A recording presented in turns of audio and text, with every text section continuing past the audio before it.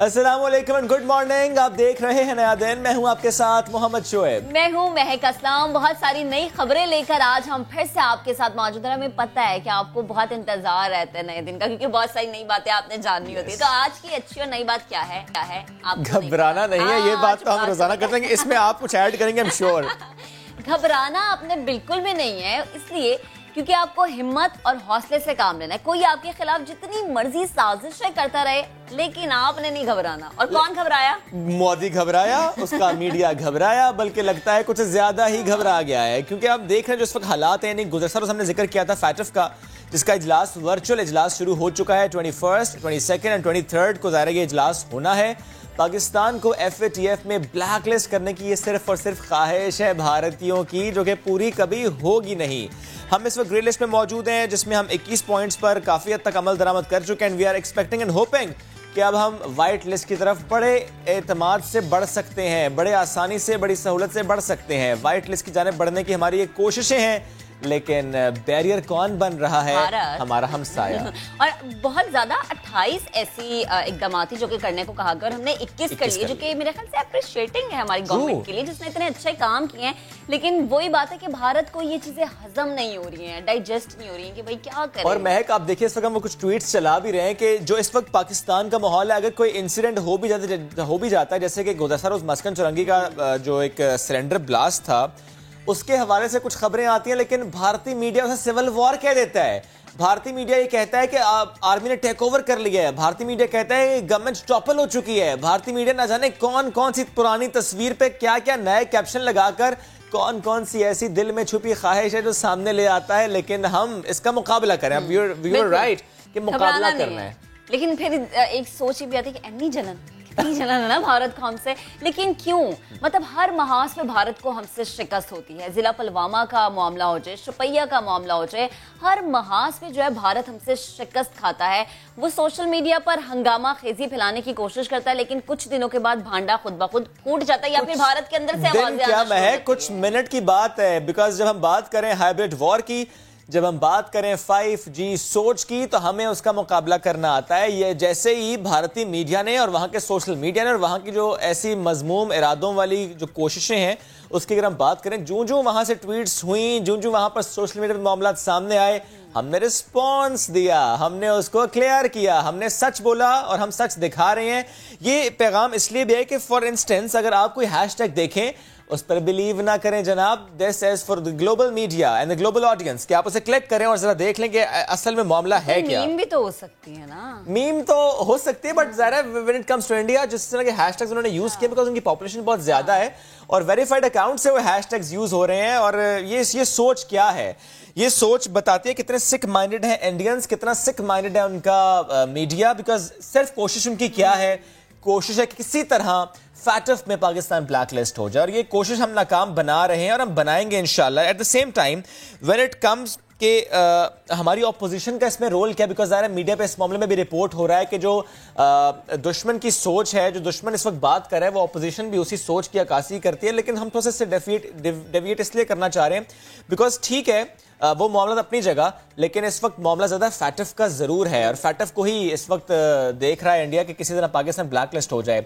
चलिए आप ज़रा बात कर लेते हैं ऑपोजिशन की भी बात, हम मरीम नवाज की भी कर लेते हैं, जिन्होंने जलसा करते हुए कहा, खिताब करते हुए कहा कि इमरान खान साहब की अचीवमेंट तो बताएं। आइए मुझसे पूछ लीजिए, महक से पूछ लीजिए, समा टीवी से पूछ लीजिए, किसी और चैनल से पूछ लीजिए, माइक बाहर लेकर जाइए, अवाम से पूछ लीजिए। क्रिटिसिज्म अपनी जगह, एक बहुत बड़ा मसला महंगाई, वो अपनी जगह, उस पर हम डिटेल से बात करेंगे कि महंगाई का जिम्मेदार कौन है। लेकिन when it comes to the achievement of Pakistan Tehreek Insaf government, तो बहुत सारी अचीवमेंट्स पाकिस्तान तहरीक इंसाफ की हैं, जिसमें सबसे इंपॉर्टेंट ये ट्वीट है बैलेंस ऑफ पेमेंट का। इमरान खान साहब का ट्वीट है कि पाकिस्तान के लिए खुशखबरी है कि बिलाखिर हम दुरुस्त समत में चल निकले हैं। सितंबर के मंथ में $73 मिलियन के सरप्लस के साथ करंट अकाउंट पहली तिमाही के लिए $792 मिलियन सरप्लस हो गया, जिसे गुज़श्ता बरस इसी अरसे के दौरान $1492 मिलियन खसारे का सामना था।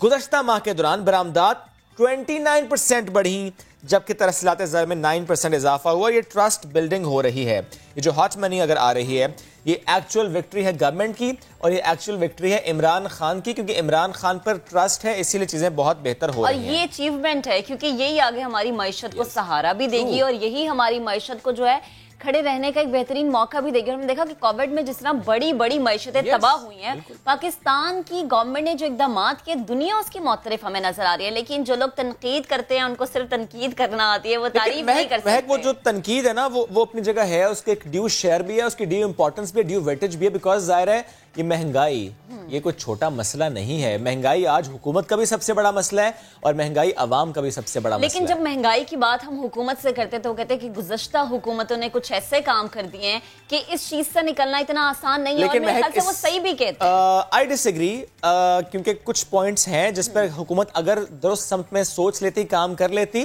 तो वो चीजें बहुत बेहतर हो सकती हैं। फॉर इंस्टेंस, जिस वक्त बैन लगा था वीट एक्सपोर्ट का, तो वो एक्सपोर्ट कैसे हुई?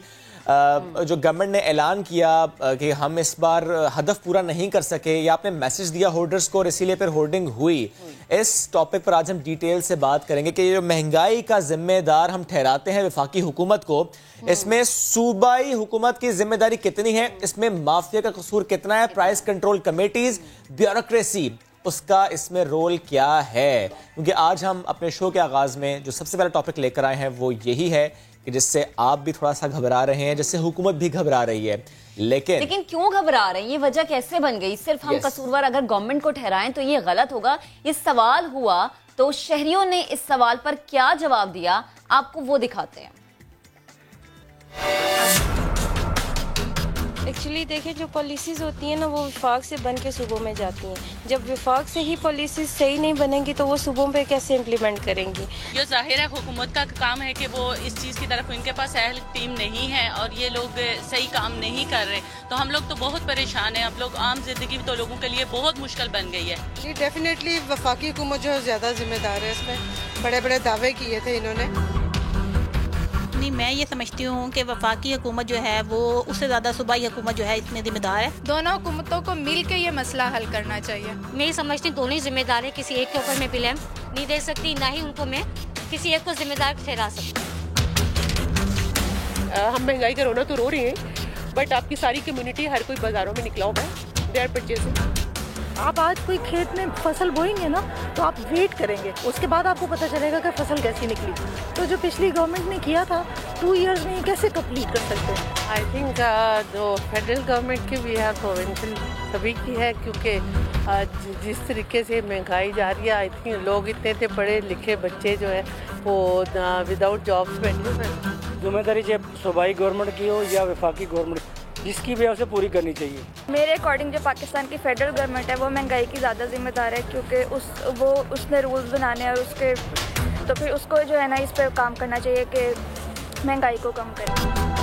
2 साल के अंदर जितनी महंगाई हुई है, इसमें ओवरऑल देखा जाए तो सभी जिम्मेदार हैं इसके। फेडरल और प्रोविजनल जो भी हमारी गवर्नमेंट्स हैं उनको काम करना चाहिए, मिल के काम करना चाहिए। मेरा ख्याल है इसमें दोनों जिम्मेदार हैं। मेरा ख्याल है कि फेडरल गवर्नमेंट को इस बात का ध्यान करना चाहिए कि चीज़ों की जिस तरह महंगाई हो रही है उस तरह चीज़ों की कीमतों में इजाफा ना होने दिया जाए।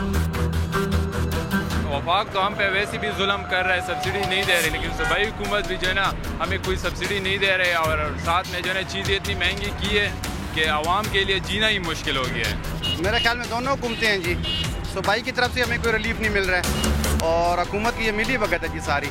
So both of them are probably responsible for that. अवाम की राय आपके सामने हमने रखी, लेकिन हमने खुद भी कुछ वर्किंग की है। 2018 में जब पाकिस्तान तहरीक इंसाफ को हुकूमत मिली तो उस वक्त इन कमोडिटीज की प्राइस क्या थी? आटा, चीनी, चावल, दालें, सब्जी, फल, कीमतें क्या थी? और 2.25 साल में क्या हाल किया इस हुकूमत ने? जब हम मलबा डालते हैं माजी की हुकूमतों पर तो सवाल उठता है कि फिर आपने क्या किया? माजी की हुकूमतों में प्राइस क्या थी? जब आपको हुकूमत मिली तो प्राइस क्या थी? हम स्क्रीन पर दिखा भी देते हैं आपको। स्पेशली 2018 की जब हम बात करते हैं और आटे से हम गुफ्तगू का आगाज करते हैं तो आटा 2018 में था 38 रुपए किलो। और अगर 2020 की हम बात करें तो आटा 70 से 80 रुपए किलो में अब मिल रहा है। चीनी उस वक्त थी महक 55 रुपए किलो, अब तो बहुत ही ऊंची है, 102 रुपए किलो में मिल रही है। हालांकि हाईकोर्ट ने कहा 70 रुपए में मिलनी चाहिए। घी उस वक्त था 128 रुपए किलो, और अब आपको घी मिल रहा है 230 रुपए में। आप घी इसको खरीद सकते हैं, और यही बात है कि बहुत ऊंचे प्राइस चले गए। तेल उस वक्त था 128 रुपए का, और आज तेल जो है वो आपको 230 में मिलेगा। दालें हम इंपोर्ट करते हैं, पर दाल माश उस वक्त 2018 में जब हुकूमत आई थी 160 रुपए किलो थी, और अब की प्राइस सुन के आप हैरान हो जाएंगे, क्योंकि अब मिल रही है 240 में। अगर दाल चना की बात कर लें 90 रुपए किलो मिल रही थी जब पाकिस्तान मुस्लिम लीग नवाज ने हुकूमत छोड़ी थी। और जब पीटीआई की हुकूमत है तो इसमें आपको दाल चना मिलेगी 160 रुपए किलो में। दूध 80 रुपए का मिलता था जनाब उस वक्त, और अब मिलेगा आपको 120 रुपए लीटर, और वो भी कहीं कहीं पर इससे ज्यादा। दही 100 रुपए किलो मिलती थी 2018 में, और अब दही जो है वो आपको 180 रुपए किलो में मिलेगी। और इसके साथ साथ दीगर शहरों में क्या प्राइस है ये हम आपको स्क्रीन पर इस वक्त दिखा भी रहे हैं। महंगाई का जिन काबू नहीं आ रहा, और जब हम महंगाई की बात करते हैं, और आज हमने आगाज में भी गुफ्तगू की कि जिम्मेदार कौन है, क्या जिम्मेदार सिर्फ एक शख्स, एक हुकूमत है, यानी इमरान खान है, वफाकी हुकूमत, तो जनाब ऐसा नहीं है। और मेरे ख्याल से इसका तायुन करना इसलिए जरूरी है ताकि हम लोगों को बता सके कि हमने जब लोगों से बातचीत की तो उन्हें ये लग रहा था कि अगर विफाक की जानिब से महंगाई है या विफाक पॉलिसी बना रही है तो इसका मतलब जिम्मेदार भी वही है। ऐसा नहीं होता, सूबाई हुकूमतें भी इस चीज की जिम्मेदार होती हैं।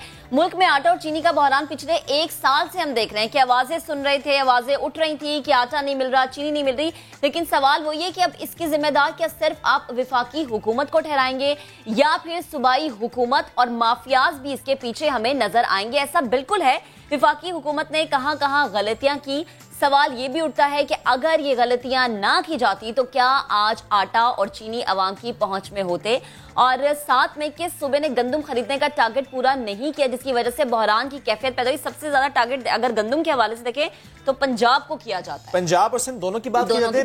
जाहिर है पंजाब जो है वो कंजम्पशन में बहुत ज्यादा है। पंजाब की अगर हम बात कर लें तो 36,000 टन डेली रिक्वायरमेंट है पंजाब की, उसमें जो गवर्नमेंट है उसको सपोर्ट करती है सिर्फ 16,000 टन रिलीज पर डे के हिसाब से। दैट मीन्स बाकी जो आपने पूरी करनी है वो फिर प्राइवेट सेक्टर से भी पूरी करनी होती है, अदरवाइज और भी मामला होते हैं। तो आज हम इस पर डिटेल से बात करते हैं कि हमने कहां कहां इन 2.25 सालों में गलतियां की। माजी में जो हुआ सो हुआ, लेकिन 2018 की प्राइस आपके सामने हम रख चुके हैं, और इन 2.25 सालों में पाकिस्तान तहरीक इंसाफ ने और सूबाई हुकूमतों ने कहां कहां गलती की, उस पर बात करने के लिए आज हमें ज्वाइन करें executive director SDPI Abid Qayyum Suleri साहब। शुक्रिया आपके वक्त का। Sir, starting the conversation from wheat, because हम ये देखते हैं सर कि FIA की रिपोर्ट्स भी आती हैं, पब्लिक भी होती हैं, हुकूमत क्रेडिट भी लेती है, फिर हुकूमत जिसकी मैं बात करूं पाकिस्तान तहरीक इंसाफ की हुकूमत, सर ये वो हुकूमत है जो कि माफिया के खिलाफ डंडा उठाने का ऐलान करती है और बार बार करती है। लेकिन सर कुछ ऐसे इक़दाम पाकिस्तान तहरीक इंसाफ ने किए, कुछ ऐसे ऐलानात किए जिसकी वजह से इन एक्चुअल होल्डर्स को, मुनाफाखोरों को सपोर्ट किया गया, उनको फायदा मिला, वो एक्टिव हुए। जी, बाज़ाहिर तो ऐसा ही लगता है, क्योंकि जो पैनिक एक क्रिएट हुआ था FIA की रिपोर्ट के बाद वो 2 सतह पे था। एक तो ये था कि वफाकी जो सूबाई हुकूमतें हैं, स्पेशली पंजाब और पास्को, वो अपना टारगेट पूरा नहीं कर सकी थी। सिंध हुकूमत जो है उसने सिरे से कोई गंदम नहीं खरीदी थी पिछले साल, और यही वजह है कि इस दफ़ा जब हार्वेस्टिंग सीजन स्टार्ट हुआ तो प्राइवेट सेक्टर पे 2 महीने के लिए बैन लगा दिया गया पंजाब में कि प्राइवेट सेक्टर और फ्लोर मिल जो है वो ओपन मार्केट से वीट नहीं खरीद सकेंगी। उसके साथ ये भी इंडिकेट कर दिया गया कि जो मौजूदा हमारा टारगेट था गंदम का वो पूरा नहीं हुआ। तकरीबन 16 लाख टन, और 1 टन में 1000 kg होते हैं, तो कहा गया कि 16 से 18 लाख टन जो है गंदम की शॉर्टेज होगी। तो जब आप शॉर्टेज इंडिकेट कर देते हैं, जब आप प्राइवेट सेक्टर पे बैन लगा देते हैं, तो वो माफियाज या होल्डर्स या इन्वेस्टर्स जिनकी आप बात कर रहे थे उनके लिए एक बड़ा सुनहरी मौका होता है कि आप उनको बता रहे हैं कि सीजन में गंदम शार्ट हो जाएगी, और चूंकि शार्ट हो जाएगी लिहाजा उनको खरीद लेनी चाहिए। अब चूंकि पाबंदी भी थी तो वो अंडरग्राउंड बिक रही थी, ब्लैक मार्केट में बिक रही थी, और उसका रेट जो है वो दिन ब दिन बढ़ता चला जा रहा था। जब हुकूमत पंजाब ने अपना 4 मिलियन टन का टारगेट प्रोक्योरमेंट का पूरा कर लिया तो फिर उन्होंने इजाज़त दे दी प्राइवेट सेक्टर को, लेकिन उस वक्त तक मेरा ख्याल है कि लेट हो चुका था, क्योंकि हुकूमत खरीद रही थी 1400 रुपये मन पे, और जो प्राइवेट सेक्टर बाहर जो गंदम अंडरग्राउंड बिक रही थी वो बिक रही थी 1800 पे, 1900 पे। आज ये सिचुएशन है कि आज अब रिलीजेस शुरू हैं हुकूमत पंजाब की तरफ से, जैसा कि आपने बताया 37,000 टन डिमांड के लिए 20,000 जो है वो रिलीज शुरू हो जाएगी आज से। हुकूमत ने 4,000 उसमें मजीद इजाफा कर दिया, लेकिन अभी भी 16-17,000 टन जो है वो ओपन मार्केट से ली जा रही है और ओपन मार्केट का रेट इस वक्त 2200-2300 रुपये मन है, जबकि हुकूमत का रेट 1475 रुपये मन है। तो यहाँ पे अगेन वो डिमांड सप्लाई भी काम कर रही है। यहाँ पे ये भी हो रहा है कि बहुत सी फ्लोर मिल्स जो हैं वो सस्ती गंदम सब्सिडाइज लेके उसको ओपन मार्केट में सेल कर रही हैं, या उसका आटा जो है वो महंगे दामों सेल कर रही हैं। जो हुकूमत का इस सब्सिडाइज वीट की जो प्राइस है आटे की वो 43 रुपीज़ पर केजी है, लेकिन 43 रुपीज़ पर केजी तो कहीं से भी नहीं मिल रहा है, ये 70, 75, 80 रुपये तक जा रहा है। तो ये सारे जो डायनामिक्स इस वक्त बन गई हैं कि आपकी जो डिमांड सप्लाई गैप है वो इतना ज़्यादा आ गया है और होर्डिंग इतनी ज़्यादा हो गई है कि शायद ये पूरा सीजन जो है ये गंदम मुझे नहीं लगता कि इसकी कीमतें कम हो। इंपोर्ट के बावजूद आपको लगता है कीमतें कम नहीं होंगी, आटा महंगा ही रहेगा? ये इंपोर्ट इसलिए कि जो इंपोर्टेड गंदम है वो भी हुकूमत की इमदादी कीमत से महंगी है, चूंकि रुपया डेप्रिशिएट कर चुका है। रुपया डेप्रिशिएट करने की वजह से इस वक्त जो हमें इंपोर्टेड गंदम सारी ड्यूटीज टैक्सेस अगर आप उनसे माफ भी कर दें तो तकरीबन 2100 रुपये पर मन जो है वो पोर्ट कासम में पहुंचेगी। उसके बाद आप उसको ट्रांसपोर्ट कर रहे हैं अंदरूने मुल्क, उसकी पैकिंग कर रहे हैं, उसकी ग्राइंडिंग कर रहे हैं, तो 1475 रुपये और 2100 रुपये का 700 रुपये का डिफरेंस तो पहले दिन से आएगा। हुकूमत तो शायद इस पर सब्सिडी दे लेगी, लेकिन प्राइवेट सेक्टर जो है वो भी इंपोर्ट कर रहा है। तो 1.5 मिलियन टन जो है वो हुकूमत को इंपोर्ट करना है, तकरीबन 1.2 मिलियन टन जो है वो प्राइवेट सेक्टर इंपोर्ट करेगा। तो प्राइवेट सेक्टर तो अपने सब्सिडी नहीं दे पाएगा। तो जो दो रेट्स चल रहे होंगे मार्केट में, थोड़ा सा रेट शायद 80 रुपये से कम होकर 60 पे आ जाए, 65 पे आ जाए, लेकिन वो जो 43 वाला है वो मैं होता हुआ नहीं देख पा रहा हूँ। अच्छा, तो फिर आबिद साहब हम ये क्या समझें कि इसकी जिम्मेदार फिर कौन है? अगर वफाकी हुकूमत के बारे में जैसे आप बात करें कि अगर पॉलिसीज बन जाती है तो फिर वफाकी हुकूमत के अलावा और दीगर भी कोई है जो इसका जिम्मेदार हमें नजर आ रहा है? तो जिक्र आपने किया, बट व्हाट एल्स? देखिए, वफाकी हुकूमत का काम अब जो फूड है, एग्रीकल्चर है, इरिगेशन है, ये वफाकी महकमे नहीं है। वफाक में तो फूड सिक्योरिटी की मिनिस्ट्री है और वफाक जो है वो तो आपको एक ब्रॉडर आउटलाइन दे सकता है। ठीक। लेकिन जो इम्पोर्ट एक्सपोर्ट के फैसले होते हैं वो ECC में डिसीजन जो है वो लिए जा रहे होते हैं। जो खरीद के डिसीजन होते हैं, रिलीजेस के डिसीजन होते हैं, वो सूबाई महकमा खुराक खुद करता है कि वो किस रेट पे रिलीज करेगा, किस रेट पे खरीदेगा, कब से रिलीज करना। और इसमें एक अहम फैक्टर टारगेट पूरा ना करना भी है। जी, और प्राइवेट सेक्टर जो है, प्राइवेट सेक्टर चूंकि एक कनाइवेंस के साथ ये काम कर रहा होता है गवर्नमेंट ऑफिशियल्स के साथ, तो ये आप किसी एक को शायद मुर्द इल्जाम नहीं ठहरा सकते। लेकिन आबिद साहब, इस वक्त कंसर्न ये है कि शायद ठीक है आबिद साहब, लेकिन जब हम माजी की हुकूमतों को तनकीद का निशाना बनाते हैं, या इमरान खान साहब भी कहते हैं और PTI की हुकूमत के दीगर वज़रा भी कहते हैं, तो वो बात दुरुस्त लगती है आपको? बिकॉज हमने ये देखा सर 90 की दिहाई तक तो हम इम्पोर्ट करते आए, फिर हम 2000 तक सेल्फ सफिशिएंट हो गए। मैं आप ही का आर्टिकल पढ़ा था, आपने उसमें ही मेंशन किया हुआ था। फिर उसके बाद क्या हुआ कि हमें दोबारा से अब इंपोर्ट करना पड़ रहा है इस साल, यानी 2000 तक हम सेल्फ सफिशिएंट हो गए थे, फिर हम सेल्फ सफिशिएंट रहे। दैट मीन्स कि कुछ गलतियां हुई हैं माजी की हुकूमतों में भी, कि आज फिर हम उस दोराहे पर खड़े कि हमें इंपोर्ट करना पड़ रहा है। देखिए, इसमें एक फैक्टर है जिसको अमदादी कीमत कहा जाता है, स्पोर्ट प्राइस, कि हुकूमत जो है जो वो किस कीमत पे गंदम को खरीदेगी। जब 2013-14 को हम देखते हैं तो उस वक्त स्पोर्ट प्राइस 1300 रुपये टन थी, जो कि डॉलर्स में 1300 रुपये मन थी, जो कि डॉलर्स में तकरीबन $300 पर टन बनती थी।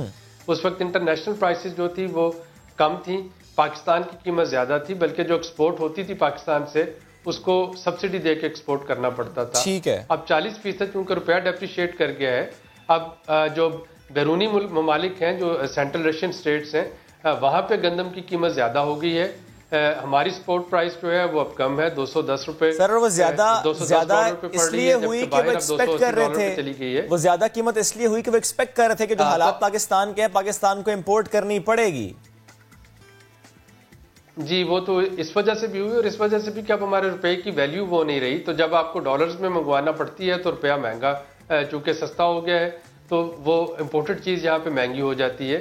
तो पाकिस्तान से इसमें गंदम स्मगल हो रही है, गंदम अफगानिस्तान भी जा रही है, गंदम सेंट्रल एशियन स्टेट्स तक जा रही है। यानी एक ये अलमिया है कि एक तरफ तो हम यूक्रेन से और सेंट्रल एशियन स्टेट से मंगवा रहे हैं, दूसरी तरफ हमारी गंदम जो है चूंकि बाहर महंगी बिकती है, वो पाकिस्तान से स्मगल भी होकर बाहर जा रही है। और ये साइकिल जो है, जब भी आपकी इंटरनेशनल प्राइसेस जो है वो ज़्यादा होंगी पाकिस्तान की कीमतों से, तो उस वक्त स्मगलिंग को कोई नहीं रोक पाता है। चूँकि जो इंटरेस्ट ग्रुप्स हैं वो इतने ज़्यादा एक्टिव होते हैं, उसको मेरा नहीं ख्याल कि कोई एक हुकूमत अकेली, कोई इमरान खान या कोई वजीर जो उसको रोक सकता है। उसमें ऑफिशियल्स भी इन्वॉल्व होते हैं, उसमें प्राइवेट सेक्टर भी इन्वॉल्व होता है, उसमें इन्वेस्टर्स भी इन्वॉल्व होते हैं। आप कतर कलामी की माज़रत, आप जैसे कह रहे हैं कि बहुत सारे लोग इन्वॉल्व होते हैं, तो फिर मसला मेन आता कहाँ पर है? नीयत का मसला आ जाता है या फिर इम्प्लीमेंटेशन जो कि पॉलिसीज बनती है उनका मसला आ जाता है? मसला ये आता है कि हमारे लोग जो हैं वो अपने एक पाव गोश्त के लिए पूरी गाय को ज़िबा कर देते हैं। तो अपने थोड़े से प्रॉफिट के लिए जब वो इस पूरी मार्केट को डिस्टॉर्ट कर देंगे वीट की, तो वहाँ पे जो आम शहरी हैं उनके लिए फिर आटे का मसला शुरू होगा। उनके लिए जो रोज़मर्रा ज़िंदगी की चीज़ें लेना मुश्किल हो जाएगी। गंदम जो है ये एक इंडिकेटर है, जैसे पेट्रोल की कीमत जो है वो बढ़ती है तो हर चीज़ की कीमत बढ़ती है, इसी तरह से आटे की कीमत बढ़ने का मतलब होता है कि आपकी सब्जी, गोश्त, अंडे, मुर्गी हर चीज़ महंगा हो जाता है, क्योंकि आटा तो हर घर की जरूरत है सर। तो आटा और जब हम आटे की बात कर रहे हैं और आबिद साहब हम देख रहे हैं कि आटा मजीद महंगा हुआ, तो जिस तरह कहा जाता है, जिस तरह एक एग्रीमेंट होता है मिल्स के साथ हुकूमतों का कि गंदम से 80% आपने आटा ही बनाना है, बाकी बाय प्रोडक्ट्स, इस वक्त क्या हो रहा है? 80% तो नहीं बन रहा इस वक्त 65% तक उनको इजाजत है कि 65% आटा बनाना है, 35% वो बाय प्रोडक्ट्स बना सकते हैं। और जिसका मतलब है कि जो उनको सब्सिडाइज रेट पे जो गंदम दी जा रही है वो भी पूरा आटा नहीं बन रहा। अगर मैं 100 kg गंदम दे रहा हूँ तो मुझे जो मिल है वो 65 किलो आटा बना के दे रही है, 35 किलो का वो सूजी, मैदा, चोकर, बाकी चीज़ें जो है वो उससे अपना प्रॉफिट बना रही है। तो ये सारी चीज़ें मिल के इस वक्त गंदम की शॉर्टेज और आटे की शॉर्टेज क्रिएट हो रही है। और उसको हम कह सकते हैं कि ये एक मिस हैंडल्ड इशू है जिसको हैंडल नहीं किया जा सका, ना सूबाई लेवल पे ना वफाकी लेवल पे उस तरीके से। तो आबिद साहब, फिर आपकी नजर में इसको हैंडल करने का बेहतरीन तरीका क्या है? वो कौन सा ऐसा डंडा है जो कि चलेगा तो फिर जो माफिया है वो भी कंट्रोल में होगी, मुनाफाखोर भी कंट्रोल में होगी? देखिए, इस साल तो स्टेटस को ही चलेगा, क्योंकि इस वक्त जो अपोजिशन के प्रोटेस्ट चल रहे हैं उसमें हुकूमत कोई भी रेडिकल मेजर नहीं ले सकेगी। महंगाई जो है वो एक मेजर फोकस होगा प्रोटेस्ट में, लेकिन ग्रेजुअली शायद हमें इस मार्केट सपोर्ट प्राइस मैकेनिज्म को रिव्यू करना पड़ेगा। ठीक है, ये जो अमदादी कीमत जिसपे सूबाई हुकूमतें गंदम खरीदती हैं, देखना होगा कि वो किस तरह का सर्कुलर डेट क्रिएट कर रही हैं, उस पर जो पैसे लग रहे हैं क्या उसको डायरेक्ट सब्सिडी में दिया जा सकता है? इस मैकेनिज्म को रिव्यू करने की जरूरत है। जी ठीक। अब सब एक जुमला और प्लीज, ये तो हमने ज्यादा बात गंदम की कर ली, बस एक जुमले में मुझे चीनी से मुतालिक बता दें, बिकॉज चीनी भी महंगी हुई, 110 रुपए किलो मिल रही है। चीनी का रेट मुकर्रर करने का मैकेनिज्म पाकिस्तान में मौजूद है या बस जिसका जो दिल करे उस पर बिकेगी? जी, इसका कोई मैकेनिज्म इस वक्त मौजूद नहीं है। इसकी भी चूंकि एक कमात की गन्ने की स्पोर्ट प्राइस जो है वो अनाउंस हो जाती है और उसके बाद फ्लोर मिल्स खुद से डिटरमिन करती हैं। ये अगेन एक ऐसा सेक्टर है जो कि शुद्ध बेमहार है और इसको हमें दैट मीन्स गवर्नमेंट का फेलियर है कि अभी तक हमें कोई मैकेनिज्म बना ही नहीं सके कि प्राइस किस तरह उसका तयन होगा चीनी की प्राइस का। ये गवर्नमेंट का नहीं, ये गवर्नमेंट्स का फेलियर है। सारी हुकूमतें इसमें शामिल कभी हुआ ही नहीं, माजी में भी कभी नहीं हुआ। तो इसलिए अगर माजी की हुकूमतें आज कहेंगी कि चीनी महंगी हुई है, जिम्मेदार इमरान खान है, तो माजी की हुकूमतें भी उतनी ही जिम्मेदार है, बिकॉज ये मैकेनिज्म आज तक बना ही नहीं कि चीनी की प्राइस क्या होगी। उसकी वजह शायद महक यही है कि हर गवर्नमेंट में कहा था ना कि माजी की गवर्नमेंट्स की भी कुछ गलतियां हैं, बेस ही नहीं जब चीजों की बनी है, तो फिर आप किस तरह से इमेजिन कर सकते हैं कि ये चीजें सही होंगी? आबिद साहब, thank you so very much, साथ मौजूद थे आप और जो महक से मुतालिक हमसे गुफ्तगू कर रहे थे। बढ़ते हैं आगे और अब जरा ज़हीन बच्चों की कहानी आपके सामने रखते हैं। बड़ा चर्चा है, इनका सवाल किए थे उन्होंने अपनी उस्तानी से और वह सवाल उस्तानी ने पोस्ट कर दिया ट्विटर पर, इस उम्मीद के साथ कि शायद जवाब आएगा। बहुत दूर से और जवाब आया भी। जवाब आया और बड़े इंटरेस्टिंग किस्म के जवाब आए। नासा से जवाब आए, एस्ट्रोनॉट्स ने जवाब दिए, कराची की तस्वीर भी शेयर की गई ट्विटर पर। महक गई उस स्कूल में, उन 4th ग्रेडर्स बच्चों से बात की, उनके क्या सवाल थे और जब उन्हें जवाब मिला, नासा से जवाब मिला, एस्ट्रोनॉट से, तो उनको कैसा महसूस हुआ? तो महक ने क्या की गुफ्तगू स्कूल जाके आपको दिखाते हैं।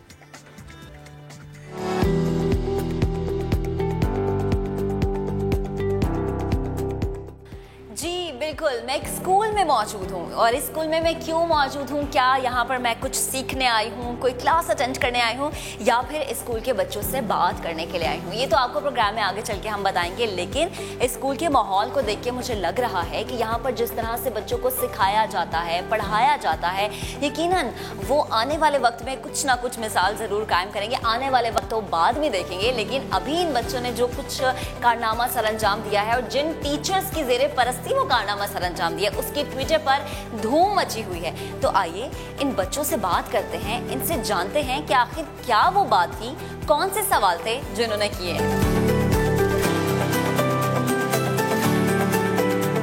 क्यूट सी प्यारी सी बच्ची मौजूद है। अस्सलाम वालेकुम। वालेकुम अस्सलाम। क्या नाम है आपका? अनाबिया। अनाबिया, अच्छा, तो अनाबिया की एज क्या है? 9 years old। अच्छा, मुझे बताएं कि आपने क्वेश्चन पूछा था अपनी टीचर से, मैंने ट्विटर पे देखा था, क्या था वो सवाल?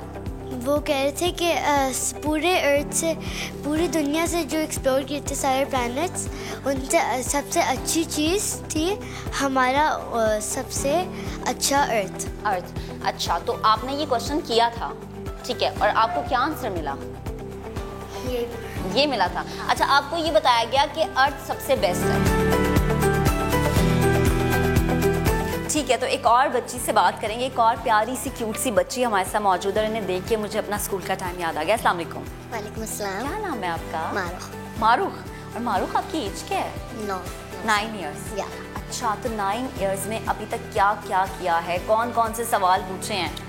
मैंने उनसे पूछा था कि आपको कैसा लगता है जब आप एक स्पेस शटल में जाते हो? ऐसे डर तो लगता है, मगर उन्होंने बोला उनको अच्छा लगता है, उनको बहुत अच्छा लगता है कि वो मतलब लकी होते हैं। लकी हो, तो आप जाना चाहेंगे वहाँ? हाँ। अच्छा, कुछ सोचा है वैसे, आप कुछ प्लानिंग शुरू कर दी है कि फ्यूचर में मैंने क्या करना है? मैं फ्यूचर में एस्ट्रोनॉट बनूंगी, वैसे मैं एस्ट्रोनॉट पे फोकस करूंगी। फोकस करेंगे आप? हाँ। तो अभी से रिसर्च करनी शुरू कर दी आपने। आपका क्या सवाल था? मेरा सवाल था उनका स्पेस शटल घूम जाता है तो उनको कैसा फील होता है। क्या कहा उन्होंने? फिर मैसेज आया, उनका रिप्लाई आया, एक स्पेस शटल के चीज आया, उनका एक दफा स्पेस शटल घूम गया था, उनको डर लगा था। उनको डर लगा था? फिर उन्होंने क्या किया? फिर उनके पास अर्थ था तो वो अर्थ में चले गए थे। अच्छा, यानी उन्होंने अपने आप को अर्थ में सेव कर लिया था, ठीक है। और ये क्वेश्चन आपने अपनी टीचर से पूछा, ठीक है, और टीचर ने पोस्ट किया। क्या आपने टीचर को कहा था कि आप प्लीज इसे पोस्ट भी करें? नहीं। तो टीचर ने खुद किया ना, टीचर अच्छी है इसका मतलब, ठीक है। तो अब आगे क्या सोचा है कि अब आगे क्या करना है? साइंटिस्ट बनना है। अच्छा, मुझे बताएं कि आपने कोई क्वेश्चन किया था? अच्छा, तो अब जब रिस्पांस आपने देखा कि आपके फ्रेंड्स को इतना अप्रिशिएट किया जा रहा है, तो आपने क्या सोचा है कि अब कोई सवाल टीचर से करना है? कब वो दिन था बात करने के लिए मैं नहीं था, क्योंकि मैं बीमार था।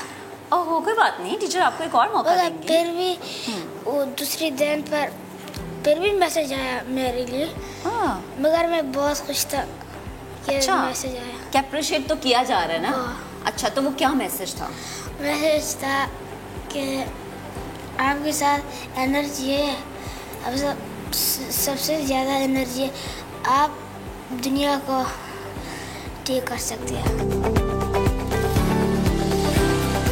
जी, तो अब मैं उन टीचर के साथ मौजूद हूँ जिन्होंने ये चीज़ें पोस्ट की हैं। इनको ये आइडिया किस तरह से आया कि बच्चों के ये सारे क्वेश्चंस इन्होंने पोस्ट करने हैं, और फिर क्या इन्हें भी उम्मीद थी कि जवाब आएगा? नहीं से जानते हैं। और एक प्यारी सी क्यूट सी बच्ची भी हमारे साथ मौजूद है, उनसे भी बात करते हैं, उनसे भी जानते हैं कि वो क्या बनना चाह रही है, क्योंकि बच्चों से जितनी बात की जाए उतनी कम है। तो इन सबसे पहले मैं आपसे बात करूँगी। अस्सलाम वालेकुम। वालेकुम अस्सलाम। क्या नाम है आपका? मनाहिल, आप क्या करना चाह रही हैं जिंदगी में, क्या बनना चाह रही हैं? क्या सोचा आगे क्या करना है? आर्टिस्ट, ड्राइंग अच्छी है। आपने कोई क्वेश्चन पूछा था? What should I study to join NASA? अच्छा, क्या रिप्लाई आया उनका? क्या उन्होंने क्या जवाब दिया? उन्होंने कहा आप स्टडी करें फिर आपको ज्वाइन करें। आप क्या करें? साइंस पढ़ें। आप साइंस पढ़ें तो फिर हम आपको ज्वाइन करेंगे। ये उन्होंने, अब आप साइंस पढ़ रही हैं, ज़्यादा फोकस साइंस पे है। बच्ची में टैलेंट है, आर्ट्स भी नहीं आती है और साइंस भी पढ़ना चाहती हैं। अच्छा, ये जो चीज़ है, मैंने ये चीज़ फर्स्ट टाइम देखी है अपनी ज़िंदगी में। मुझे ये बताएं कि जब बच्चों से आपने सवाल किए तो उसके बाद ये आइडिया किस तरह से जनरेट हुआ कि इसको मैं ट्विटर पे पोस्ट कर देती हूँ? मतलब मुझे हुआ कि मैं उनको ईमेल कर देती हूँ, ट्विटर पे पोस्ट कर देती हूँ, मतलब कहीं ना कहीं से कोई ना कोई कनेक्शन निकल आएगा तो वो वहाँ से होपफुली जवाब आ जाए। अच्छा, मतलब आपको उम्मीद थी कि जवाब आएगा? अगर जवाब आ जाता तो अच्छी बात थी, अगर नहीं थी तो मैंने बच्चों से कह दिया था कि मतलब पॉसिबल है कि जवाब ना आए, लेकिन उससे कोई फ़र्क नहीं पड़ता। जैसे मतलब अच्छी बात है जवाब आ गया, अगर नहीं भी आता तो सवाल तो पूछना। अच्छा, आप इन्हें साइंस पढ़ाती हैं, इन बच्चों का साइंस में क्यों इतना इंटरेस्ट है? साइंस वैसे ही बहुत इंटरेस्टिंग सब्जेक्ट होता है। जैसे मतलब साइंस में ऐसी चीज़ें आप सीखते हैं जैसे आपको पहले नहीं मालूम होती, तो जैसे मतलब स्पेस के बारे में या प्लैनेट के बारे में, इस तरह करके, तो मतलब बच्चों का इंटरेस्ट वैसे ही साइंस की तरफ ज़्यादा ही रहता है। अच्छा, मैंने ये भी पढ़ा था उस रिपोर्ट में कि जब उनका आंसर आया आपने उसे प्रिंट करवाया और फिर आपने बच्चों को दिया एनवेलप, तो वो बच्चों का कहना था कि नहीं मिस ये तो आपकी हैंड राइटिंग है। ऐसा ही था क्या? प्लीज़ ज़रा शेयर कीजिएगा। तो बच्चों के लिए मैंने मतलब उनको ब्राउन एनवेलप में डाल के हर किसी का जैसे रिस्पॉन्स, और मैंने हर बच्चे का अलग एनवेलप बना के और वो बच्चों को दिया। तो वो बच्चों को शुरू में तो जैसे भरोसा नहीं हो रहा था, एतमाद नहीं होता है, क्या की हो गया। अच्छा, तो मतलब तो पहले उनको मतलब भरोसा नहीं हो रहा था, फिर उन्होंने मतलब एनवेलप खोला तो जैसे वो थोड़े सरप्राइज रिलैक्स हुए और उन्हें यकीन हो गया। तो किसी ने ये वाकई कहा कि तो आपकी हैंड राइटिंग है, ये कहा था? अच्छा, फिर आपने किस तरह से कन्विंस किया कि भाई नहीं ये तो इनकी तरफ से जवाब आया है? मैंने कहा आप एनवेलप खोल के देखो उसमें क्या है, तो फिर वो बच्चों को समझ में आया। तो अच्छा, उस जवाब के आने के बाद अब बच्चों का रिस्पॉन्स क्या है? ज़्यादा इंटरेस्ट शो कर रहे हैं? ज़्यादा इंटरेस्ट शो करते हैं, मतलब सवाल पूछने से पहले अब हिचकिचाते नहीं है, जैसे कॉन्फिडेंस ज़्यादा है क्लास में, तो वो सब देख के जैसे ज़्यादा एक्साइटमेंट होती है। और आई थिंक ये भी एक तरीका है बच्चों में कॉन्फिडेंस पैदा करने का। ये एक एग्जाम्पल अब सेट हो चुकी है। अच्छा, साइंस के अलावा बाकी जैसा हमारी दीगर फील्ड्स हैं, तो आप ये सजेस्ट करेंगी कि उसमें भी यही तरीका अपनाया जाए बच्चों को पढ़ाने का? ये तरीका हर फील्ड में अपनाया जा सकता है, मतलब सवाल तो हर फील्ड में आते हैं, तो आप सवाल हर फील्ड में इंकरेज करें। अच्छा, बच्चों के पेरेंट्स का रिस्पांस जो है वो प्लीज़ आप मेरे साथ शेयर कीजिएगा। हाँ, कुछ पेरेंट्स ने मुझसे बात की, वो बहुत खुश हैं, मतलब वो मतलब कह रहे हैं बच्चे घर पे भी जैसे खुश हैं, मतलब इंकरेज फील कर रहे हैं, तो पेरेंट्स को अच्छा लग रहा है। और अब आगे उन्होंने ये सोचा कि बच्चे जो अब डिसाइड कर रहे हैं उन्हें वो करने देना है। ठीक है जी, हमने भी सेवंत से बात की, हमने प्यारी सी मनाहिल से भी बात की, हमने यहाँ पे बाकी सारे बच्चों से बात की। हमने जाना कि जो उन्होंने सवाल किए थे उसके बाद जब खैर कुछ बच्चों को तो उम्मीद नहीं थी कि जवाब आएगा, लेकिन जवाब आ गया, जो कि बहुत अच्छी बात है। अप्रिशिएट करने का ये एक बेहतरीन तरीका है और आई विश कि हमारे जो बाकी स्कूल्स हैं उनमें इसी तरह की चीज़ें हों, इसी तरह की एक्टिविटी हो, क्योंकि बच्चों को कॉन्फिडेंस देना आपकी जिम्मेदारी है। जब आप उन्हें कॉन्फिडेंस देंगे वो सवाल करेंगे जो कि उनके करियर के लिए आगे बहुत ज़्यादा बेहतर है। That shows कि क्वेश्चन करना कितना जरूरी है। बिल्कुल, सवाल उठाना भी जरूरी है और ये भी जरूरी है कि उसका जवाब आए। हम भी आपको एक बात बताएंगे, एक मजेदार सी बात। हम सुबह उठ के मजेदार कॉफी पीते हैं, शायद तो ग्रीन टी पीते हैं, लेकिन बहुत सारे आज कॉफी थी। चलें, इसी कॉफी की बात होगी, इस कॉफी से बनने वाली बहुत बड़ी पेंटिंग की बात होगी, लेकिन इस ब्रेक के बाद।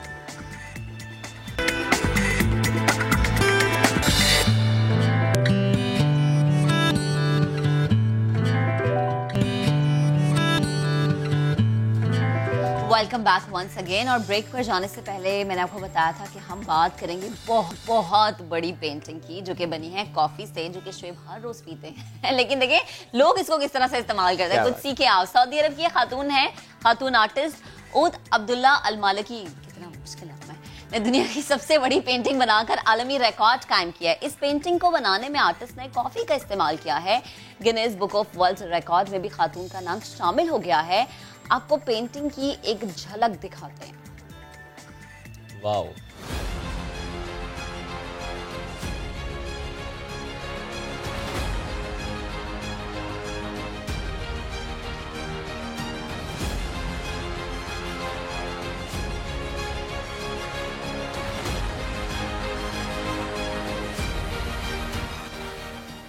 ज़बरदस्त। एनीवेज जी, बढ़ते हैं आगे। अब कुछ खबरें हमें शेयर करनी है पंजाब से, और सबसे पहले आपको बता देते हैं कि एक ऐसी खातून जो कि बिनाई से तो महरूम है, लेकिन अपने पूरे कुंबे की आंखों में चमकती उम्मीद की किरण है।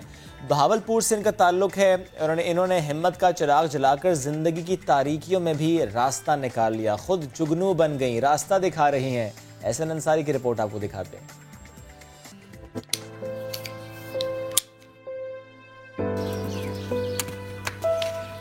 जितना आंख से कम देखूं उतनी दूर दिखाई दे।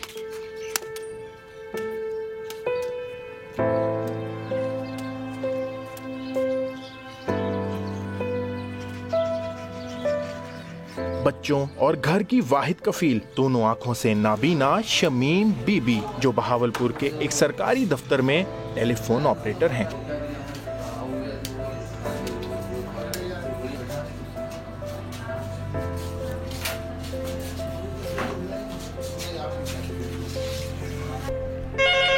जहां माशरे में आम तौर पर बिनाई से महरूम अफराद खानदान पर बोझ बन जाते हैं, वहीं खावन की बीमारी के बाद शमीम बेबी पूरे खानदान का बोझ उठा रही हैं। मैं बिल्डिंग ऑफिस में मुलाजमत करती हूँ, टोटली ब्लाइंड हूँ। ये मुझे 18-19 साल हो गए। चोट लगी थी, चोट लगने से दोनों आँखों की बिनाई चली गई।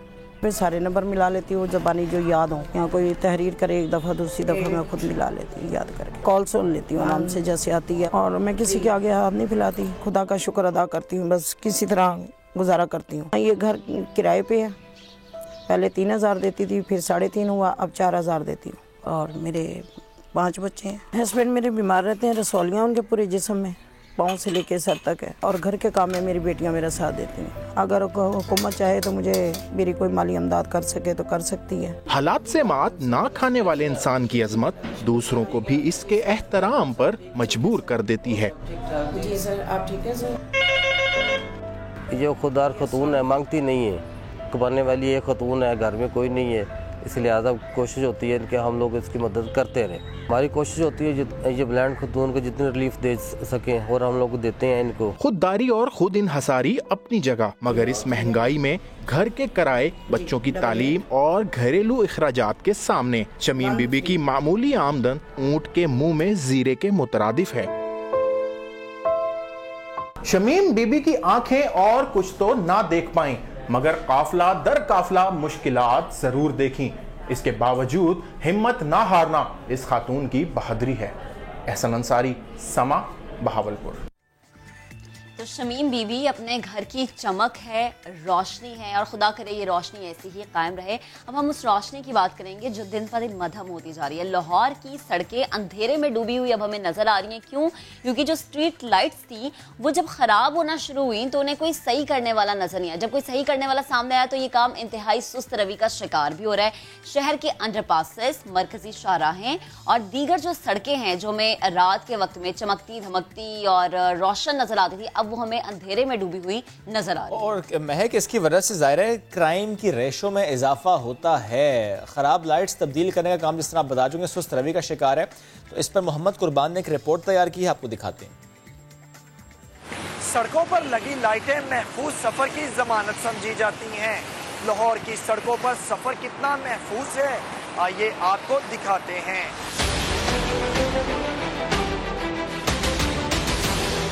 गली महल्ले, मरकजी शाहराएं या फिर अंडरपास, खराब लाइट्स के बाइस रात होते ही हर तरफ अंधेरा छा जाता है।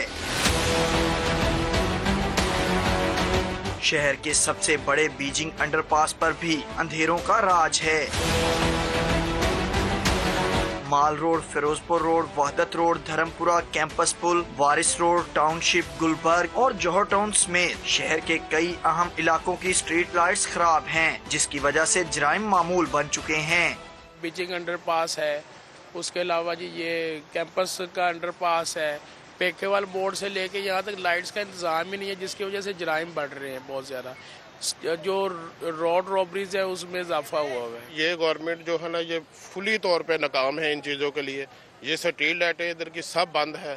मुख्तलिफ जगहों पे लोग चोरी की वारदातें करते हैं, गाड़ियाँ चोरी हो रही हैं, कोई पूछने वाला नहीं है। स्ट्रीट लाइट्स चलें ताकि बड़े से लेकर छोटा बेखौफ जिंदगी गुजार के उस जगह से गुजर सके। अगर हमारी जो हुकूमत है इस वक्त, अगर वो चाहते हैं कि नेक्स्ट इलेक्शंस में वो दोबारा सिलेक्ट हों, तो देन उनको रोड्स और ये स्ट्रीट लाइट्स फर्स्टली करना होगा। अगर वो लाहौर को अंधेरे में डुबो के नेक्स्ट इलेक्शन में हमसे वोट मांगेंगे तो हम इंशाल्लाह कभी भी नहीं देंगे। इंतजामिया का दावा है कि बंद स्ट्रीट लाइट्स को रोशन करने के लिए टीमें काम कर रही हैं। स्ट्रीट लाइट्स को रोशन रखने के लिए किसी बड़ी रकम की जरूरत नहीं, मगर बाज़ औक़ात इनकी खराबी शहरियों के लिए किसी बड़े नुकसान का बाइस जरूर बन सकती है। कैमरामैन साद नवीद के साथ मोहम्मद कुर्बान, समा, लाहौर।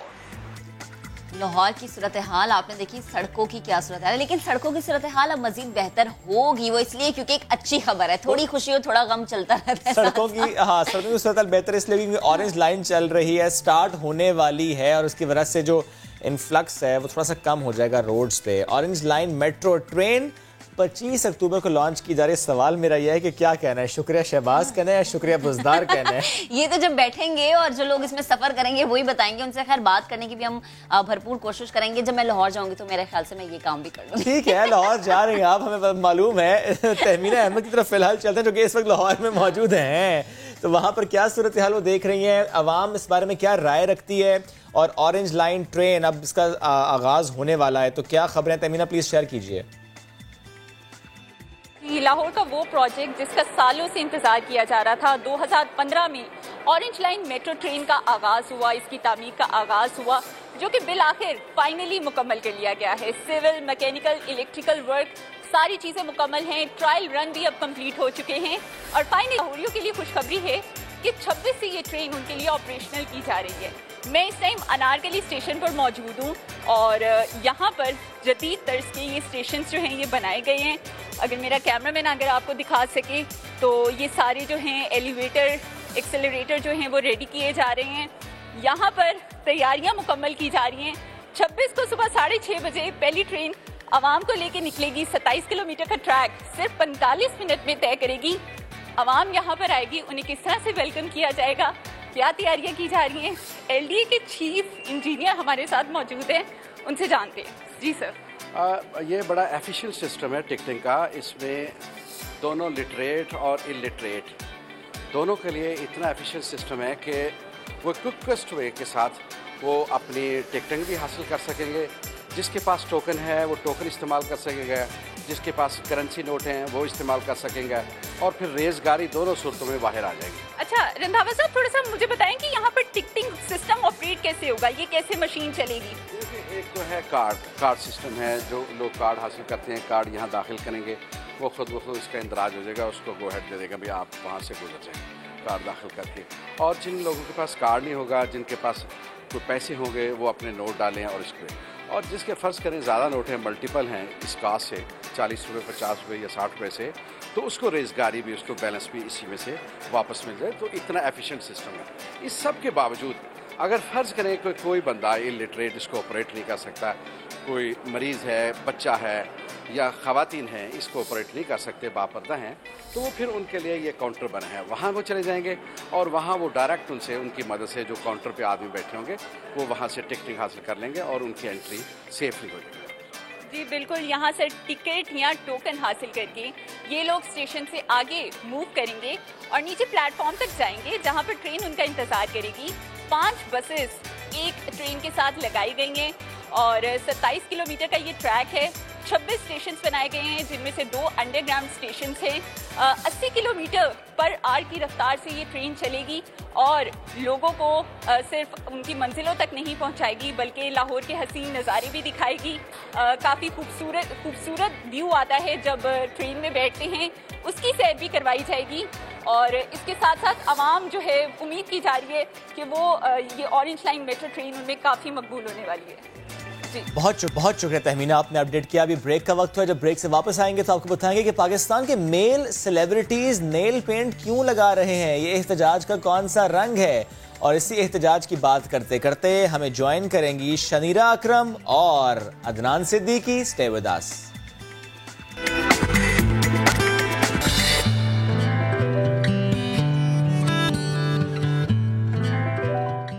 आफ्टर द ब्रेक, अक्टूबर का महीना है और 1 अक्टूबर से लेके 15 अक्टूबर तक हमने देखा कि सेलिब्रिटी, स्पेशली मेल सेलिब्रिटीज ने नेल पेंट किया। क्यों? इसके लिए हमने एक खुसूसी सेगमेंट रिकॉर्ड किया, आपको दिखाते हैं। बात करेंगे उस अहम मौजू की जो कि हम बारहा तो डिस्कस करते हैं, लेकिन उस पर कोई इकदामात उस तरीके से नहीं होते जिस तरह से होने चाहिए। बच्चों के साथ ज्यादती, हम देख रहे हैं कि ये मुहिम, इस हवाले से एक मुहिम पाकिस्तान में लॉन्च की गई है, जो कि पहले ऑस्ट्रेलिया में थी, अब पाकिस्तान आगे चलते पॉलिश्ड मैन, और अल्लाह करे कि इस मुहिम से कुछ फर्क पड़े। एग्जैक्टली और इस मुहिम का जिन्होंने आगाज किया, वसीम अकरम की अहलिया शनीरा अकरम ने उस प्लेटफॉर्म का कहना चाहिए कि यहाँ पर उसको लॉन्च किया। बड़ा अच्छा वो काम कर रही हैं और शोबिस सितारे हों, वो स्पोर्ट्समैन हो, जिस भी मकतबा फ़िक्र से उनका ताल्लुक हो, वो अब इसका हिस्सा बनते चले जा रहे हैं और अपना किरदार अदा कर रहे हैं। कुछ पिक्चर्स भी हैं, वो भी आपको दिखाएंगे कौन कौन इस मुहिम का हिस्सा बना और कैसे इस मुहिम को आगे लेकर जा रहे हैं। साथ साथ हम डिस्कस आज ज़रूर करेंगे कि समझते क्या हैं हमारे जाने माने जो सितारे हैं कि इतना काम हो रहा है। वी हैव NGOs, हुकूमत भी इससे मुतालिक बात करती है, आगाही मुहिम भी चलती है, प्लेटफॉर्म्स भी हैं, सेमिनार्स होते हैं, we do talk about it, but फिर भी सिचुएशन अंडर कंट्रोल नहीं है। लेकिन मुझे लगता है अब मजीद वर्स्ट हो गई है। यस, मजीद वर्स्ट होती चली जा रही है, कंट्रोल करना है और लाजमी करना है। हमारे गेस्ट हमें ज्वाइन कर चुके हैं। We have with us Shanira Akram, good morning. And we have Adnan Siddiqui, अस्सलाम वालेकुम, कैसे हैं अदनान भाई? Good morning. गुड मॉर्निंग, कैसे हैं? मैं आपको गुड मॉर्निंग नहीं कहा। नहीं, दोनों को गुड मॉर्निंग कहते हैं हम जनाब। Starting the conversation from Shanira. Shanira, please tell me the story behind this, the Polished Man campaign, because it started from Australia. Now you've launched it here in Pakistan. What is the story behind this Polished Man thing? Sure. In Australia, there's a group called Y Gap, and one of the members, Elliot Costello, he was in Cambodia, and he made friends with this little girl. Okay. And every day she'd paint his nails, and she would communicate with him through painting his nails. And he found out that she had been abused and was being abused after. And it really resonated with him because that little girl showed, so much resilience by making friends with an adult, even though an adult was, making her a victim of child abuse. So this nail painting, he wanted to do something. He said, how many children suffer in silence and don't say anything? Yes. So this really, really was very, very concerning. So he decided to start this NGO, and it caught on. Australia loved it. Everyone was wherever October comes, all the men, they get out the nail polish, they love it. They reckon it's great. It's a good talking point. It's something you can talk about in the office. You can talk about it at school. You can talk about it at home. And now it's become a bit of a common thing, Australians wearing nail polish, but it's caught on throughout the world. So, we have people like Chris Hemsworth and Liam Hemsworth, 2 Australian ambassadors. We have Harvey Specter from Suits. He was an ambassador, and also Zac Efron painted his nail for this cause. So there's a lot. It has gone internationally as well. But at the moment, Pakistan में बड़ा problem, child abuse के साथ.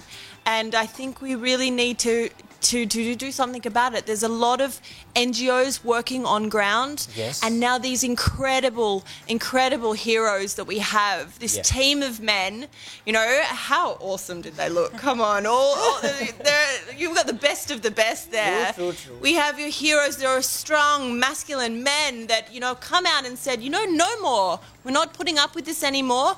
And the nail polish was, a great talking point also because it got us talking about it. तो अदनान साहब, मतलब आप, मुझे लगता है इस मुहिम का हिस्सा बने हैं। मैं इन्हीं की बात को आगे बढ़ाता हूँ। जब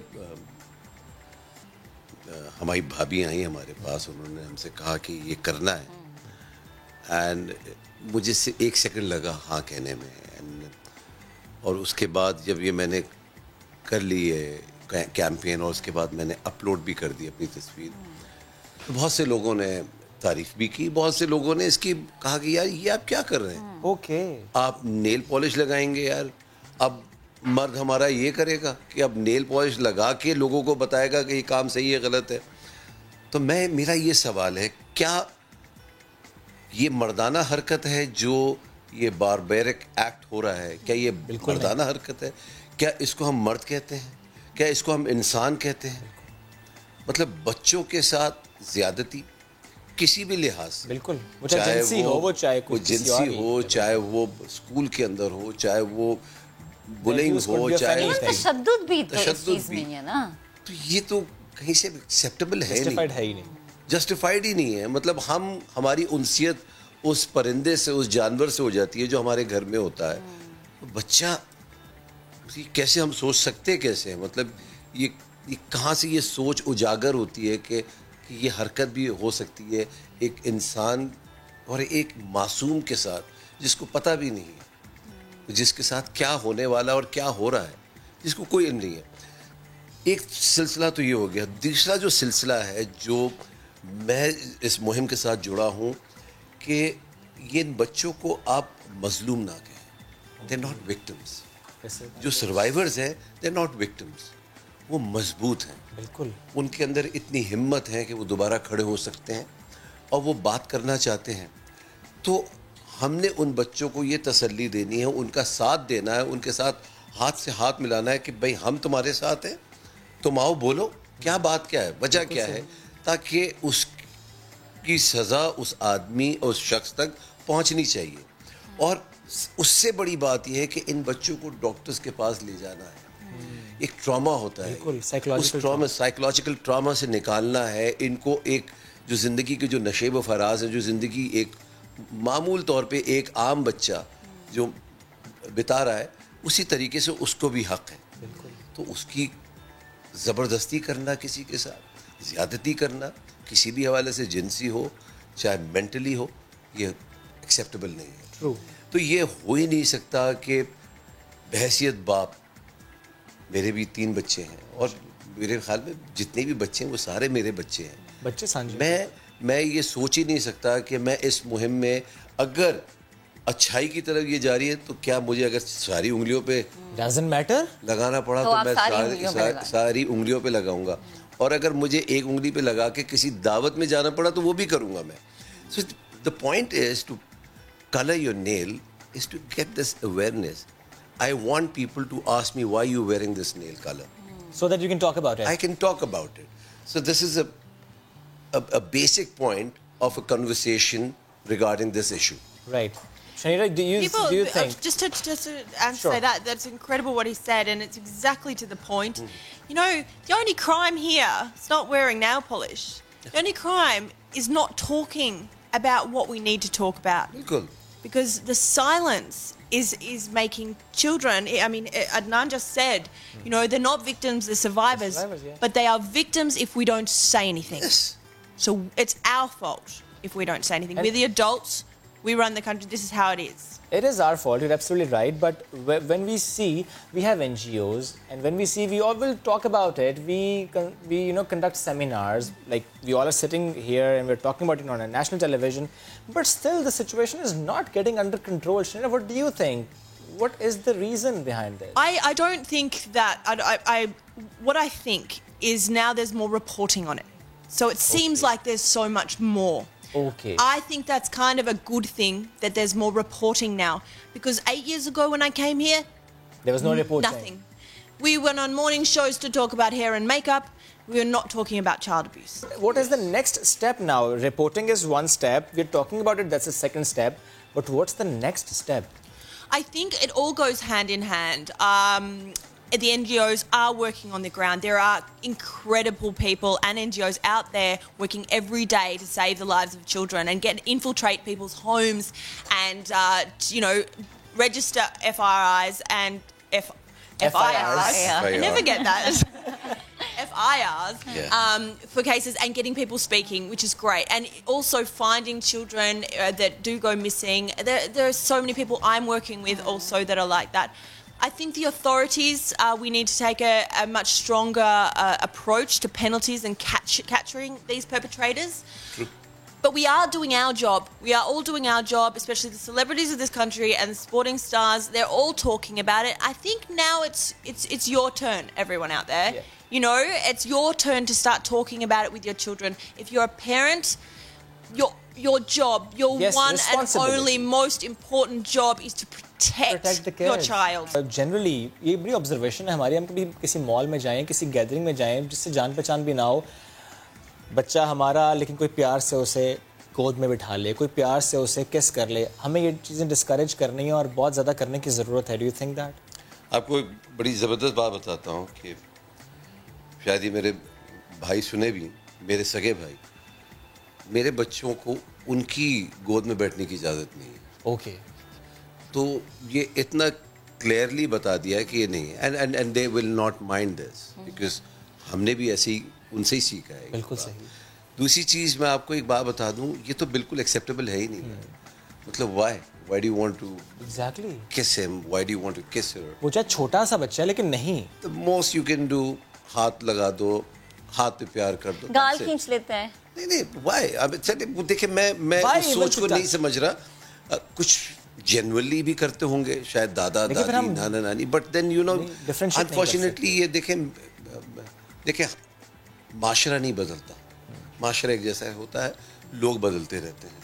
तो ये जो लोग हैं, मैं मजबूर हो गया हूँ, ये जो मेरे इर्द गिर्द जो हरकत हो रही हैं उसकी वजह से शायद मैं वो जेन्युइन टच भी नहीं शायद समझ पाऊंगा। तो मैं I will be more careful.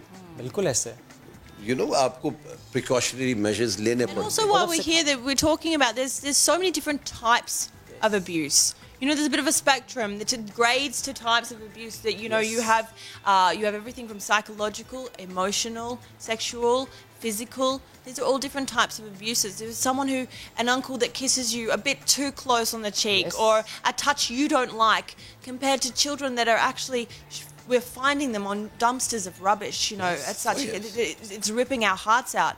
There's different types, so this is what we need to talk about. This is what we need to get out in the open. This is what these gentlemen are doing. Yes, that's what we all are doing. And how can me and Mehak be the part of this? First of all, you can paint your nail.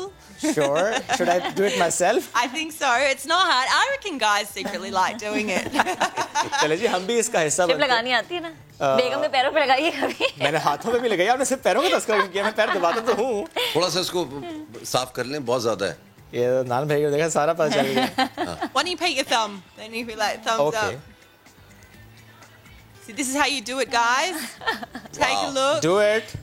And be the part of this campaign, polished man. मैंने कितनी अच्छी और NEET लगाई है। Wow. मैंने बताया था। मैंने बताया था। Very good. Well done. Thank you. We all should do it because जब हम ये करेंगे, ठीक है, अदनान ने बड़ा सही कहा, ये करने का मकसद शायद ये भी है कि लोग फिर बात करेंगे, पूछेंगे लोग कि आपने क्यों ये किया। तो आज मैं ट्विटर पे, इंस्टाग्राम पे पिक्चर लगाऊंगा और जब लोग मुझसे पूछेंगे तो फिर मैं बात कर पाऊंगा। I'll be able to talk about this, कि why I've done that. That's right, and if the world's best bowler, the world's best boxer, the world's best hockey and tennis, you know, like if they're all doing it, why not us? देखिए, why not सबसे पहली बात, अगर आपसे कोई ये पूछे और ये कहे कि ये मर्दाना नहीं है, तो उनसे सवाल कीजिएगा, क्या वो जो हरकत हो रही है वो मर्दाना है? बिल्कुल, वो तो इंसानी हरकत भी नहीं है। तो बस ये पूछ लीजिएगा उनसे, उसका अगर जवाब होगा तो फिर आगे बात होगी। आगे बात होगी। अदनान भाई, मैं एक और चीज़ आपको मैं बात बताना चाह रहा हूँ कि मेरे बचपन में मैं ग्राउंड्स में जाता था खेलने के लिए, ऐसा नहीं कि वहाँ हरकतें नहीं होती थी। ओके। और उसका खमियाजा ये है कि हमने बात नहीं की, खामोश रहे ना, खामोश। वो चुप थी ना, वो ले बैठी। चाहे वो कहीं भी आप चले जाए, चाहे आप बसों में हो, बिल्कुल ऐसे से वापस आ रहे हो, चाहे आप वो क्रिकेट ग्राउंड में हो, चाहे खेल रहे हो, छुपन छुपाई खेल रहे हो, कुछ भी हो, तो ये हर जगह होता रहा है। अब वक्त आ गया कि हमें बोलना है, हमें उन बच्चों को बताना है कि आप बोलें ताकि हम आपकी मदद कर पाएं, और इसमें कोई गलती आपकी नहीं है, बस। And if there's any of those uncles out there, or those men that are insecure with their masculinity and they're thinking this is a really silly campaign with your nail being, you know, painted, I want the youth out there to come and engage this program. I want them to paint their nails. I want to show these uncles, no, it's not a silly campaign. It's getting people out and it's protecting children. It's saving lives. Yes. And inshallah, it will go bigger and better. And inshallah. Of course. Inshallah. And through your program, I just want to even convey this message to all the universities and the schools. We are willing to come and be there and counseling, teaching, telling, whatever they want to know. And we will be doing that, you know, engaging. Each ambassador has taken on a role and they will be engaging. And like I said, join with us, paint your nails, send it to us. Change your DP. Show us that you want us to talk about this more. Tell us you want us to come to your schools, your universities, and talk with you about this. Great. We want to make this campaign big. And they all want to see you in school, college, universities. तो ज़बरदस्ती के तो ऐलान इस platform से हो गया है।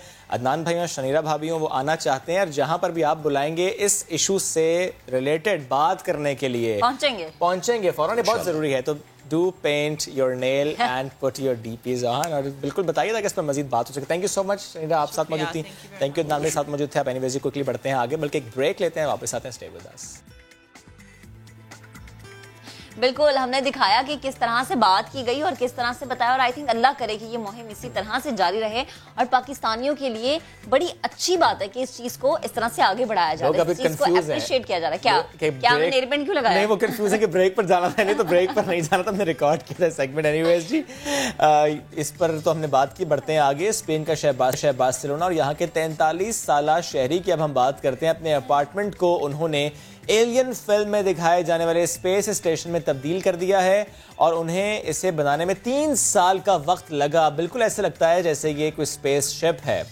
खलाई मखलूक पर मबनी फिल्म इस कदर उन्हें पसंद थी कि उन्होंने अपनी जिंदगी का काफी अरसा इस फिल्म की थीम से मुतालिक चीजें खरीदने में, डिजाइन करने में वक्फ किया और अब वो तमाम चीजें अपने इस म्यूजियम में वो रख चुके हैं। एंड खुद भी इस ड्रेसिंग के बाद ना मुझे लग रहे हैं थोड़े से इस तरह के हो गए हैं। हो गए। मुझे लगता है कि जिस चीज का शौक होता है ना इंसान को, फिर इंसान उसी चीज में ढल जाता है। ऐसा होता है ना, ऐसा बिल्कुल होता है। ठीक, आगे हम बढ़ते हैं और अब हम बात कर लेते हैं हमसाया मुल्क की, भारत की। खैर भारत में बहुत सारी ऐसी चीजें होती हैं, मेरा तो दिल नहीं करता बात करने, लेकिन कुछ अच्छी भी चीजें होती हैं। कुछ ऐसी चीजें हो जाती हैं, जैसे कि अगर हम रोजाना शो कैंट पे बात करते हैं कि आपने मास्क का इस्तेमाल करें, तो भारत लगता है हमें बड़ा फॉलो कर रहा है। वो मास्क पहन के भारत की बाहर जा रहे हैं। भी तो बहुत मची थी ना, और शुक्र है कि उन्हें ख्याल आ गया। तो भारत में कोरोना वबा के दौरान रेस्टोरेंट में जिप वाले मास्क मुतारिफ कराए गए हैं, जिसके जरिए सार्फिन बगैर मास्क हटाए आराम से खाना खा सकते हैं। जिप वाला मास्क? हाँ, जिप वाला मास्क। अब ये वैसे मुझे समझ नहीं कि आपके मुंह के साइज के मुताबिक कैसे बना होगा। एक ही तरह का मास्क होता है,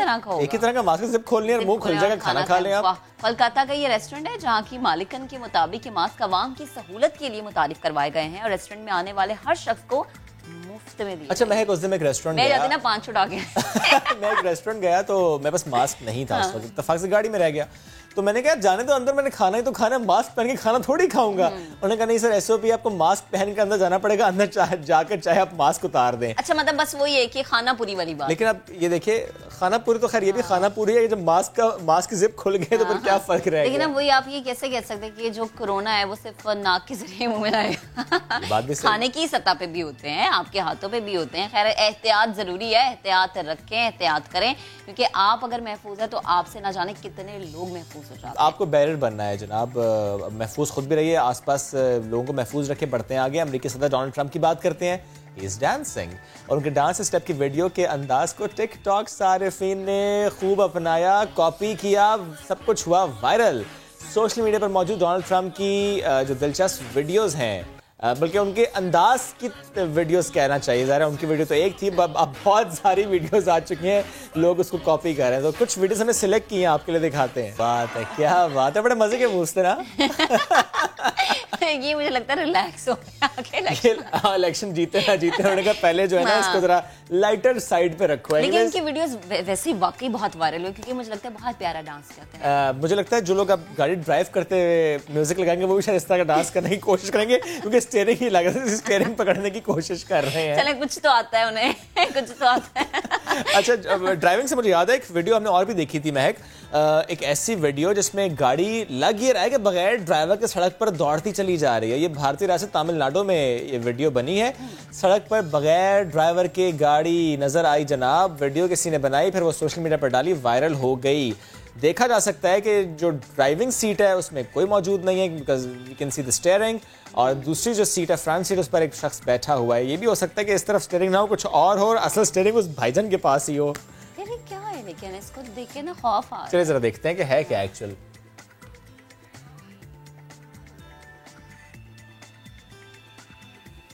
ये मुझे लगता है किसी और तरीके से कंट्रोल हो रही है गाड़ी, है ऐसा ही है। या हो सकता है छोटा स्टीयरिंग उसके पास हो, बस कर दें, या छोटे कप पे कुछ ड्राइव कर रहा हो। हाँ, कुछ ऐसा हो सकता है, कुछ ऐसा हो सकता है। खैर, गाड़ियों की बात हो रही है तो एक ऐसी गाड़ी की बात करेंगे जो कि जिसको सयाहत की समझा जाता है, और एक ऐसी गाड़ी है ये, इसके अंदर सारी चीजें मौजूद है। कमरा बुक कराने की जरूरत नहीं है। नहीं, इसके अंदर किचन भी है, इसके अंदर वॉशरूम भी है, इसके अंदर ठंडा गर्म पानी दोनों है, नहा भी सकते हैं आप। कितनी जबरदस्त है, गीजर भी साथ है। गीजर भी साथ है।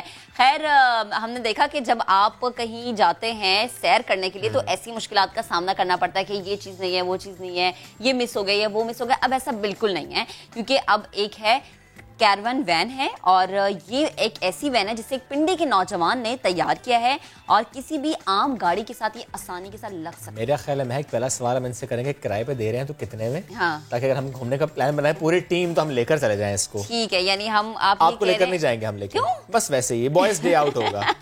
बिल्कुल आपको हम लेकर नहीं जा रहे। ठीक है, यही हमने जानने के लिए राबता किया है। मुस्तफ़ा हमारे साथ मौजूद है, मुस्तफ़ा मंसूर। अस्सलामुअलैकुम मुस्तफ़ा, गुड मॉर्निंग, कैसे हैं आप? इस वैन की तफसील बताएं, क्योंकि शुएब भी बेताब है जानने के लिए कि इसमें क्या क्या फीचर्स हैं, आप इसको क्या किराए पे दे रहे हैं, क्या हमारे लिए कोई आसानी है, प्लीज जरा बताएगा।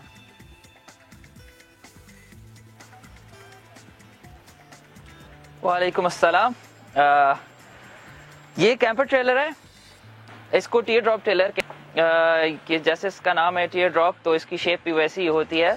इसमें आपको फीचर्स दिए जा रहे हैं हॉट शावर के, फुल किचन है जिसमें सिंक है, कूलर बॉक्स है और बर्नर स्टोव है, आपके पास शेल्फ दी जा रही है, आपका स्पून्स रैक है और आपके पास वाटर की सारी फैसिलिटी और कैबिनेट्स हैं स्टोरेज के लिए, और एक बड़ी अच्छी एमएनसी की खूबसूरत सी लाइट दी जा रही है। ये आपका इसमें आप आइस डाल देते हैं और इसमें जो आप अपनी चीजें जो है स्टोर कर सकते हैं, खराब नहीं होती। जबरदस्त मंसूर। मुस्तफ़ा, और ये इसके ग्रे वाटर टैंक और वाटर टैंक। ओके मुस्तफ़ा, थोड़ा सा मुझे बताएं कि आपने हमें साथ साथ सैर भी करा दी, लेकिन मुझे बताएं कि बनाई कैसे, किसकी मदद ली, आइडिया कैसे आया कि आपको ये करना है?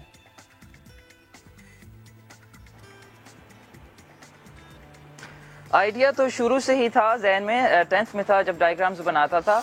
तो बस ये था कि प्रैक्टिकल तरीके से मतलब समझ नहीं आ रही थी इसको बनाया कैसे जाए। तो ऑस्ट्रेलिया जाने का इत्तेफाक हुआ, तो हम वहाँ पे ट्रेलर्स में सफ़र करते थे फॉर मंथ्स। तो जब मैं वापस आया तो मेरे ये था मेरा जो एक्सपीरियंस था, मैंने उसको मिलाया अपनी मार्केट की, जो मैंने कंस्ट्रक्शन इंडस्ट्री में 1 ईयर लगाया, तो उस एक्सपीरियंस को मिला के फिर मैंने ये बनाना शुरू किया। ये MDF शीट से बना हुआ है और इसकी फिर एपॉक्सी से बॉन्डिंग करके और फिर एपॉक्सी पेंट करके वाटरप्रूफिंग करके सारा बनाया गया। और जहां तक आप पूछ रहे हैं किराए का, ये लिए अभी फिलहाल तो नहीं दे रहे, हम सिर्फ मैन्युफैक्चर करके बेच रहे हैं। तो इन अभी बात चल रही है, लोग बल्क में लेना चाह रहे हैं, अगर वो आगे रेंट आउट करते हैं इन फ्यूचर। चलिए, बड़ी अच्छी बात है। आप हाँ इसकी लागत भी बता दें, और दूसरा ये जिस तरह कि आपने बताया जिस मटेरियल से बनी है, तो गर्मी सर्दी का फिर क्या सीन है कि इसके अंदर कोई AC भी लगा हुआ है या कोई हीटर भी, अगर बहुत ज्यादा सर्द आप इलाके में जा रहे हैं, बहुत गर्म इलाके में जा रहे हैं आप?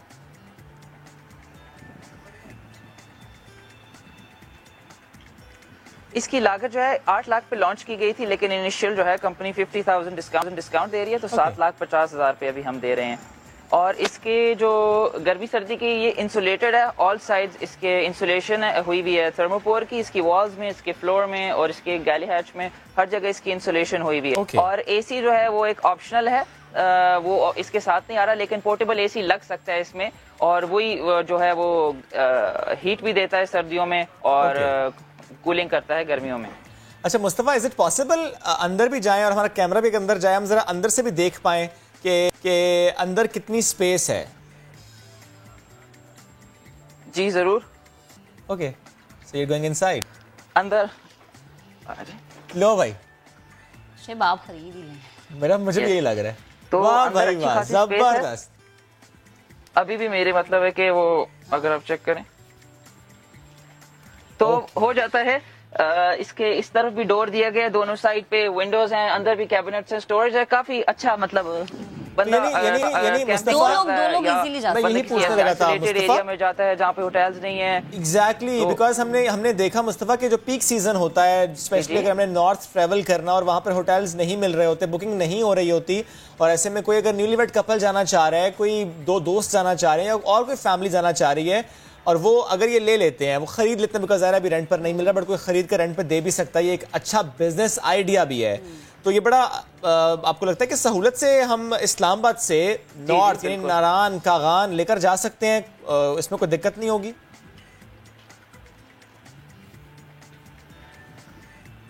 जी जी, इसका वेट अराउंड 450 kgs है और ये किसी भी गाड़ी के साथ जा सकता है। अगर आप नॉर्थ जा रहे हैं तो आपको थोड़ा अच्छी गाड़ी 4x4 रखनी पड़ती है, क्योंकि वहाँ पे बहुत मतलब माउंटेनियस टेरेन्स है। और हमारे फ्यूचर मॉडल्स जो आ रहे हैं वो उस कपल्स के लिए वो they are best suited, because उसके अंदर होगा टॉयलेट, उसके अंदर शावर होगा, खड़े होने की जगह होगी, वो पूरा एक फैमिली पैकेज वो जो फैमिली पैकेज की बात कर रहे हैं मुस्तफा, वो कितने में बनेगा? वो देगा वो जो बड़ा वाला सिस्टम होगा, पब्लिश कर दिए जाएंगे। ठीक है, वो बता देंगे। तो आपने बताया कि इसकी कीमत तो बताई, लेकिन अगर बड़ा बनाते हैं, उसकी प्राइस अभी सेट नहीं की, लेकिन definitely it would be above $1 million mark. ठीक है। अच्छा मुस्तफा, लास्ट में एक बात बता दे, बिजली का क्या सीन है? लाइट तो नहीं जाएगी? जनरेटर रखा हुआ है?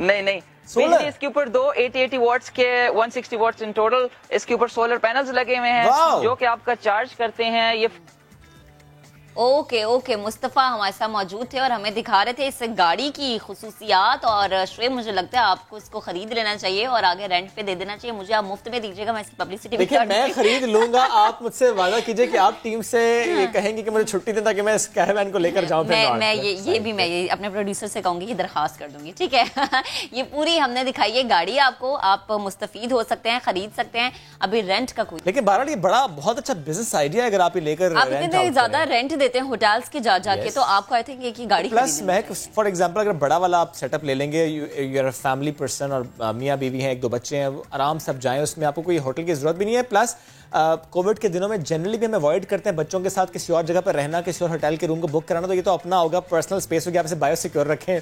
और अच्छी बात ये कि आप इसको अपनी डिमांड के मुताबिक बनवा सकते हैं और फिर बार-बार सामान गाड़ी से निकाले कहीं और नहीं रखना, यहीं पर रखना है। एनीवेज जी, बहुत ज्यादा बातें मैं इस पे कर रहे हैं बिकॉज़ हमें खुद अच्छा बहुत लगा ये। एक ब्रेक लेते हैं, वापस आते हैं, स्टे विद अस।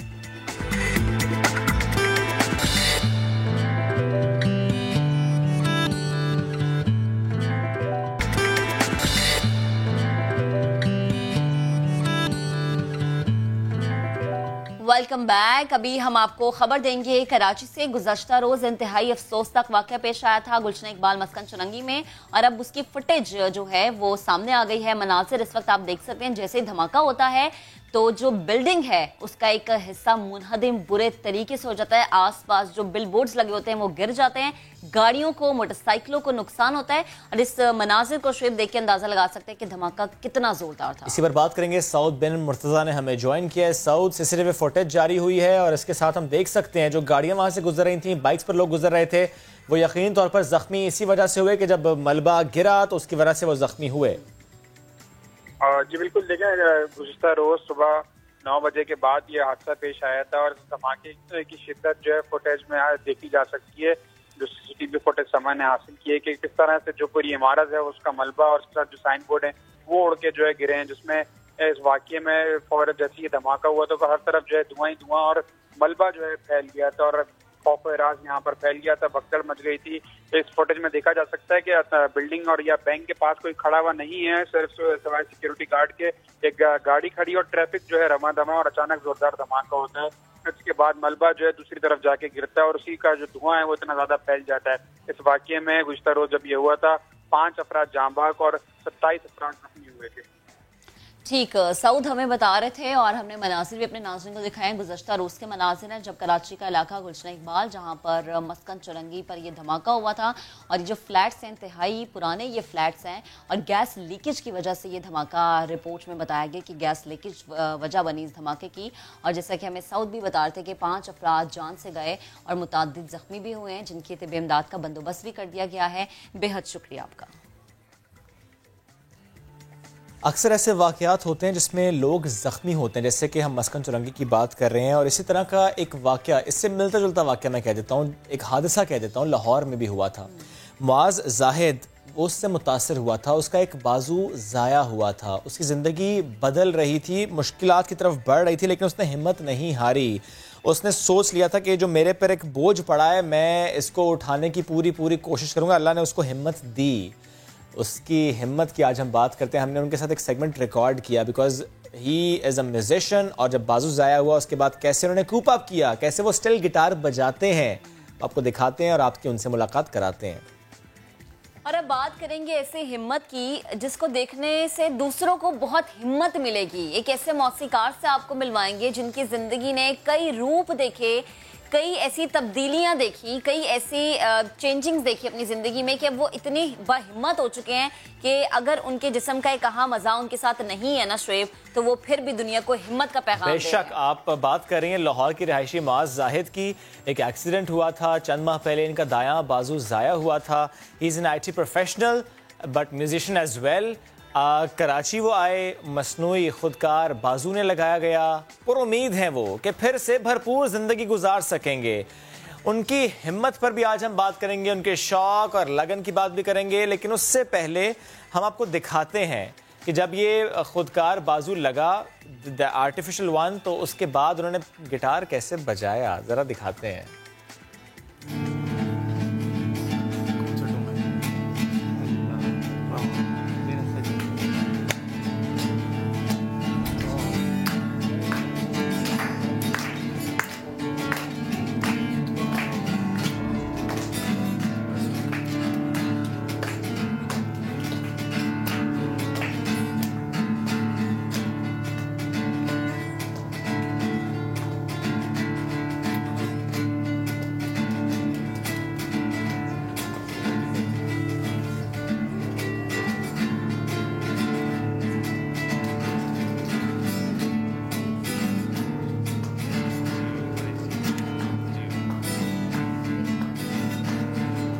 और ये सुनकर और ये देखकर यकीन ही नहीं आता कि कोई हादसा भी हुआ था। माज इज विद अस टुडे। माज, गुड मॉर्निंग। वालेकुम अस्सलाम, कैसे हैं आप? अल्हम्दुलिल्लाह मैं ठीक। माज, मुझे पहले ऐसे वेव करें उस हाथ से। ये ले। Wow, amazing amazing. माज, वीडियो देख के भी बड़ा अच्छा लग रहा था। बिल्कुल लगता ही नहीं कि ये कोई आर्टिफिशियल आर्म आपको लगाया गया है, बिल्कुल नेचुरल आप उससे बीट, मैं कहता हूँ, गिटार को ऐसे बजा रहे हैं। ज़बरदस्त। बेसिकली ऐसा है कि इसको कैरी करने का वो बस एक वो वे है। ओके। क्योंकि एक बड़ा ही एडजस्टमेंट उसकी बड़ी अच्छी है, पूरा साइज एक्यूरेट है, तो इस वजह को यूज़ करना बहुत इजी है। ठीक है, तो इसीलिए वो नेचुरल फील ही आती है। ओके, ठीक। अच्छा मुआज, जैसे कि हम अपने नाज़रीन को भी दिखा रहे हैं, आपने शेप को हाथ हिला के भी दिखाया कि भाई मैं जो हूँ ना बिल्कुल फिट हूँ, और अब जो है वो मैंने ज़िंदगी में आगे बढ़ना है लगन के साथ। थोड़ा सा अगर हम पीछे चले जाएं और बात हो जाए उस इंसिडेंट की जिसकी वजह से ये चीज़ आपको देखनी पड़ी, क्या हुआ था, क्यों आपको इस तरह से हाथ से महरूम होना पड़ा? वो ऐसे था कि मुझे करंट लगा था 11,000 वॉट्स का। ओके। तो हुआ ऐसे था कि वायर पे मेरा हाथ लग गया था। बैल्कनी में मैं खड़ा हुआ था तो हाई टेंशन वायर करीब थी, तो अंधेरे में पता नहीं लगा, हाथ लग गया। तो लकीली अल्हम्दुलिल्लाह हुआ ऐसे कि मेरी बैक ग्रिल के साथ लग गई, तो करंट जो है वो बॉडी में से, बैक से, ग्रिल से निकल गया ग्राउंड में, और लोगों ने देखा इवन।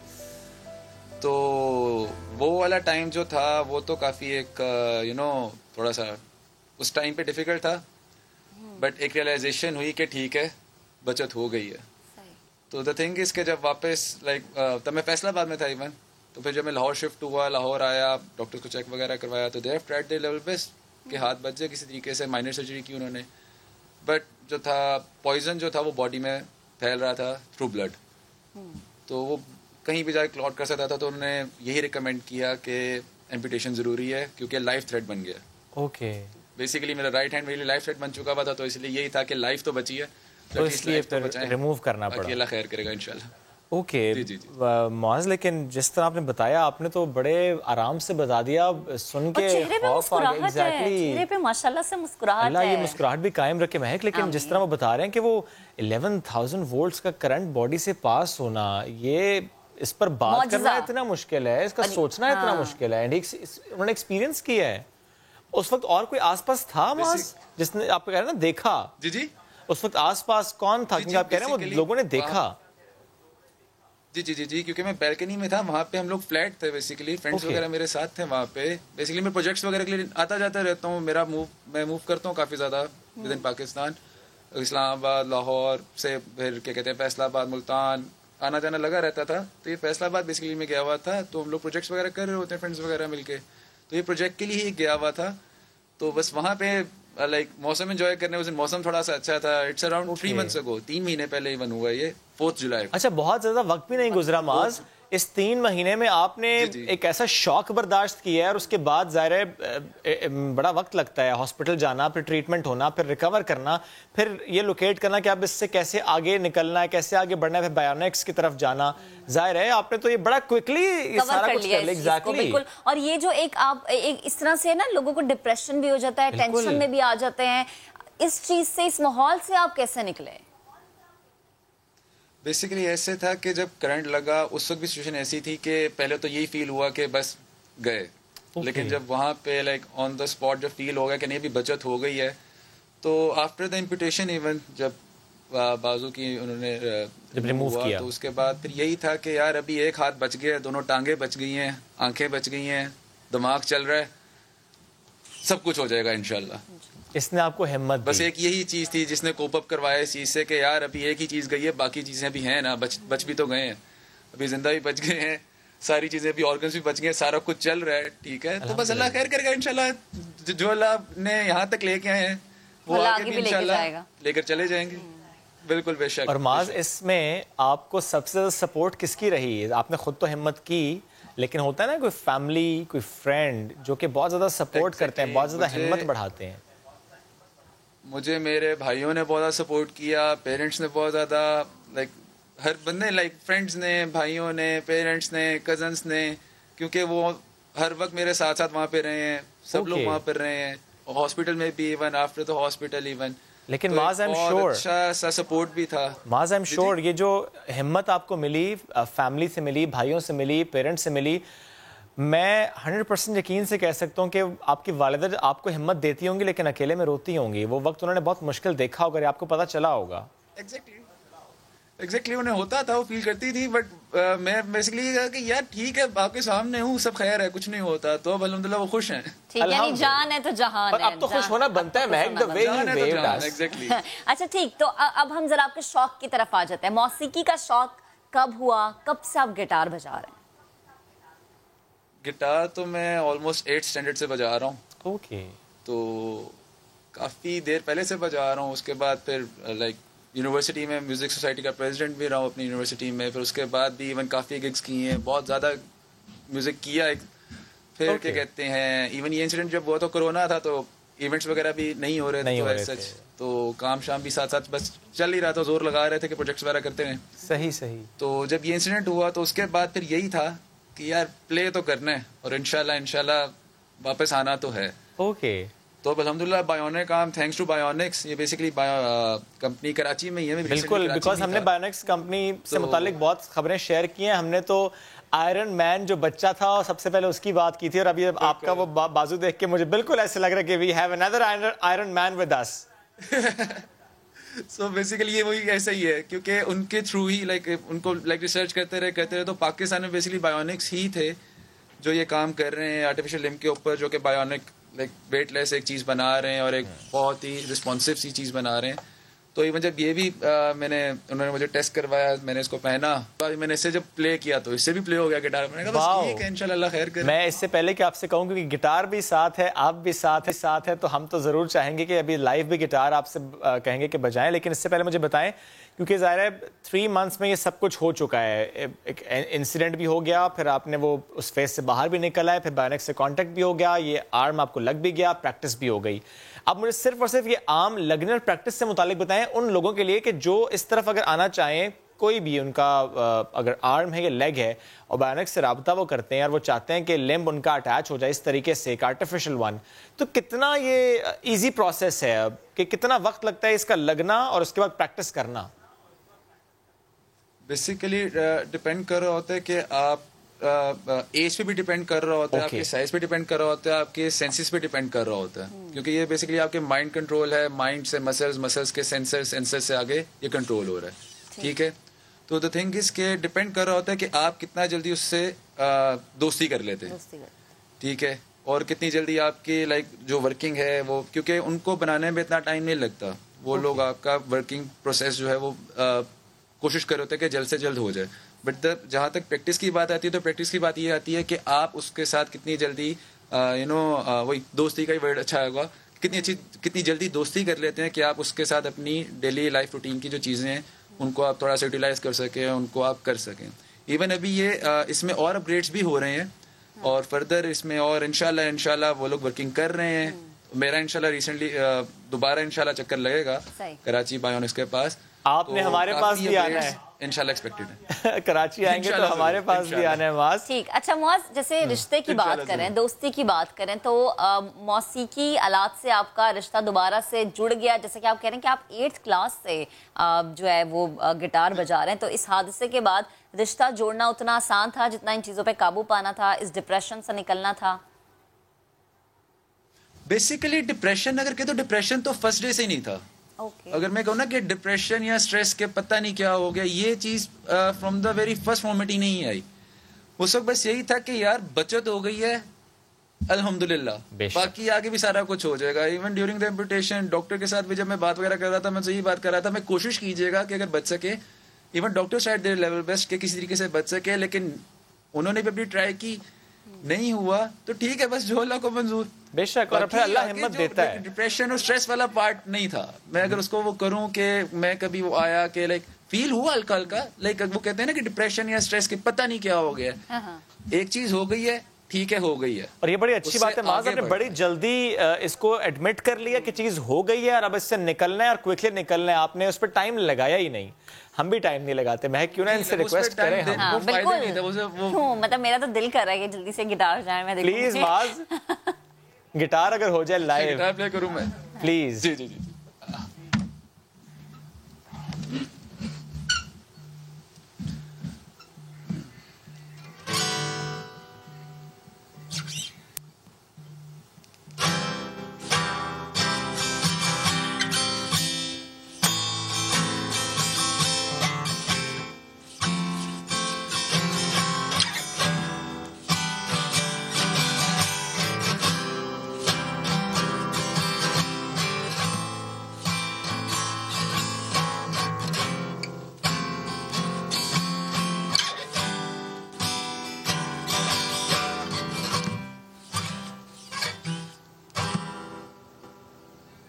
वाओ मस्त, थैंक यू। मैं लिटरली उस वक्त से ये सोच रहा हूँ, क्योंकि जाहिर है फिंगर का वो जो टच आपने फील करना है, वो फील तो नहीं है, but still you are doing it. It is difficult, isn't it Maaz?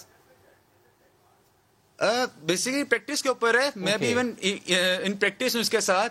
तो द थिंग इज के जैसे जैसे नई नई चीजें, कॉर्ड्स वगैरह भी मैं साथ साथ प्रैक्टिस कर रहा हूँ, नई नई चीजें चल इसके साथ, लाइक क्योंकि अब बिल्कुल एक नया एक्सपीरियंस है इसके साथ प्ले करना। तो वो चीजें साथ साथ अभी जैसे जैसे प्रैक्टिस में आती जा रही है चीजें, तो और बेहतर से बेहतर इंशाल्लाह होती जाएंगी। इंशाल्लाह। चलें, ये तो गिटार बजाने की बात होगी ना। बाकी अगर हम चीजों पे चले जाएं, लाइक ड्राइविंग कर रहे हैं आप, और जब जो बाकी दीगर काम है वो भी इतने ही आप इजीली कर पा रहे हैं? बेसिकली काम मैं अगर मेरा अभी तक मुझे फील नहीं हुआ कि मेरा कोई काम रोका है या मैंने कोई रोका है। मैं सारा कुछ ही जो चीजें मैं पहले कर रहा था, वो चीजें मैं इवन ड्यूरिंग द जो बेसिक चीजें थी वो तो मैं इवन फर्स्ट मंथ से स्टार्ट हो गया था। इवन कह लें कि मैं राइटी था, तो राइटिंग का सबसे पहला जो चैलेंज आया था वो तो आया था कि लिखना है। तो जब मैं हॉस्पिटल से डिस्चार्ज होकर वापस आया, तो इवन नेक्स्ट डे ही आए आस्क्ड माय ब्रदर, बड़े भाई से मैंने कहा कि यार नर्सरी की बुक्स ले आओ। ही वाज लाइक, मैंने कहा यार ABC से स्टार्ट करेंगे।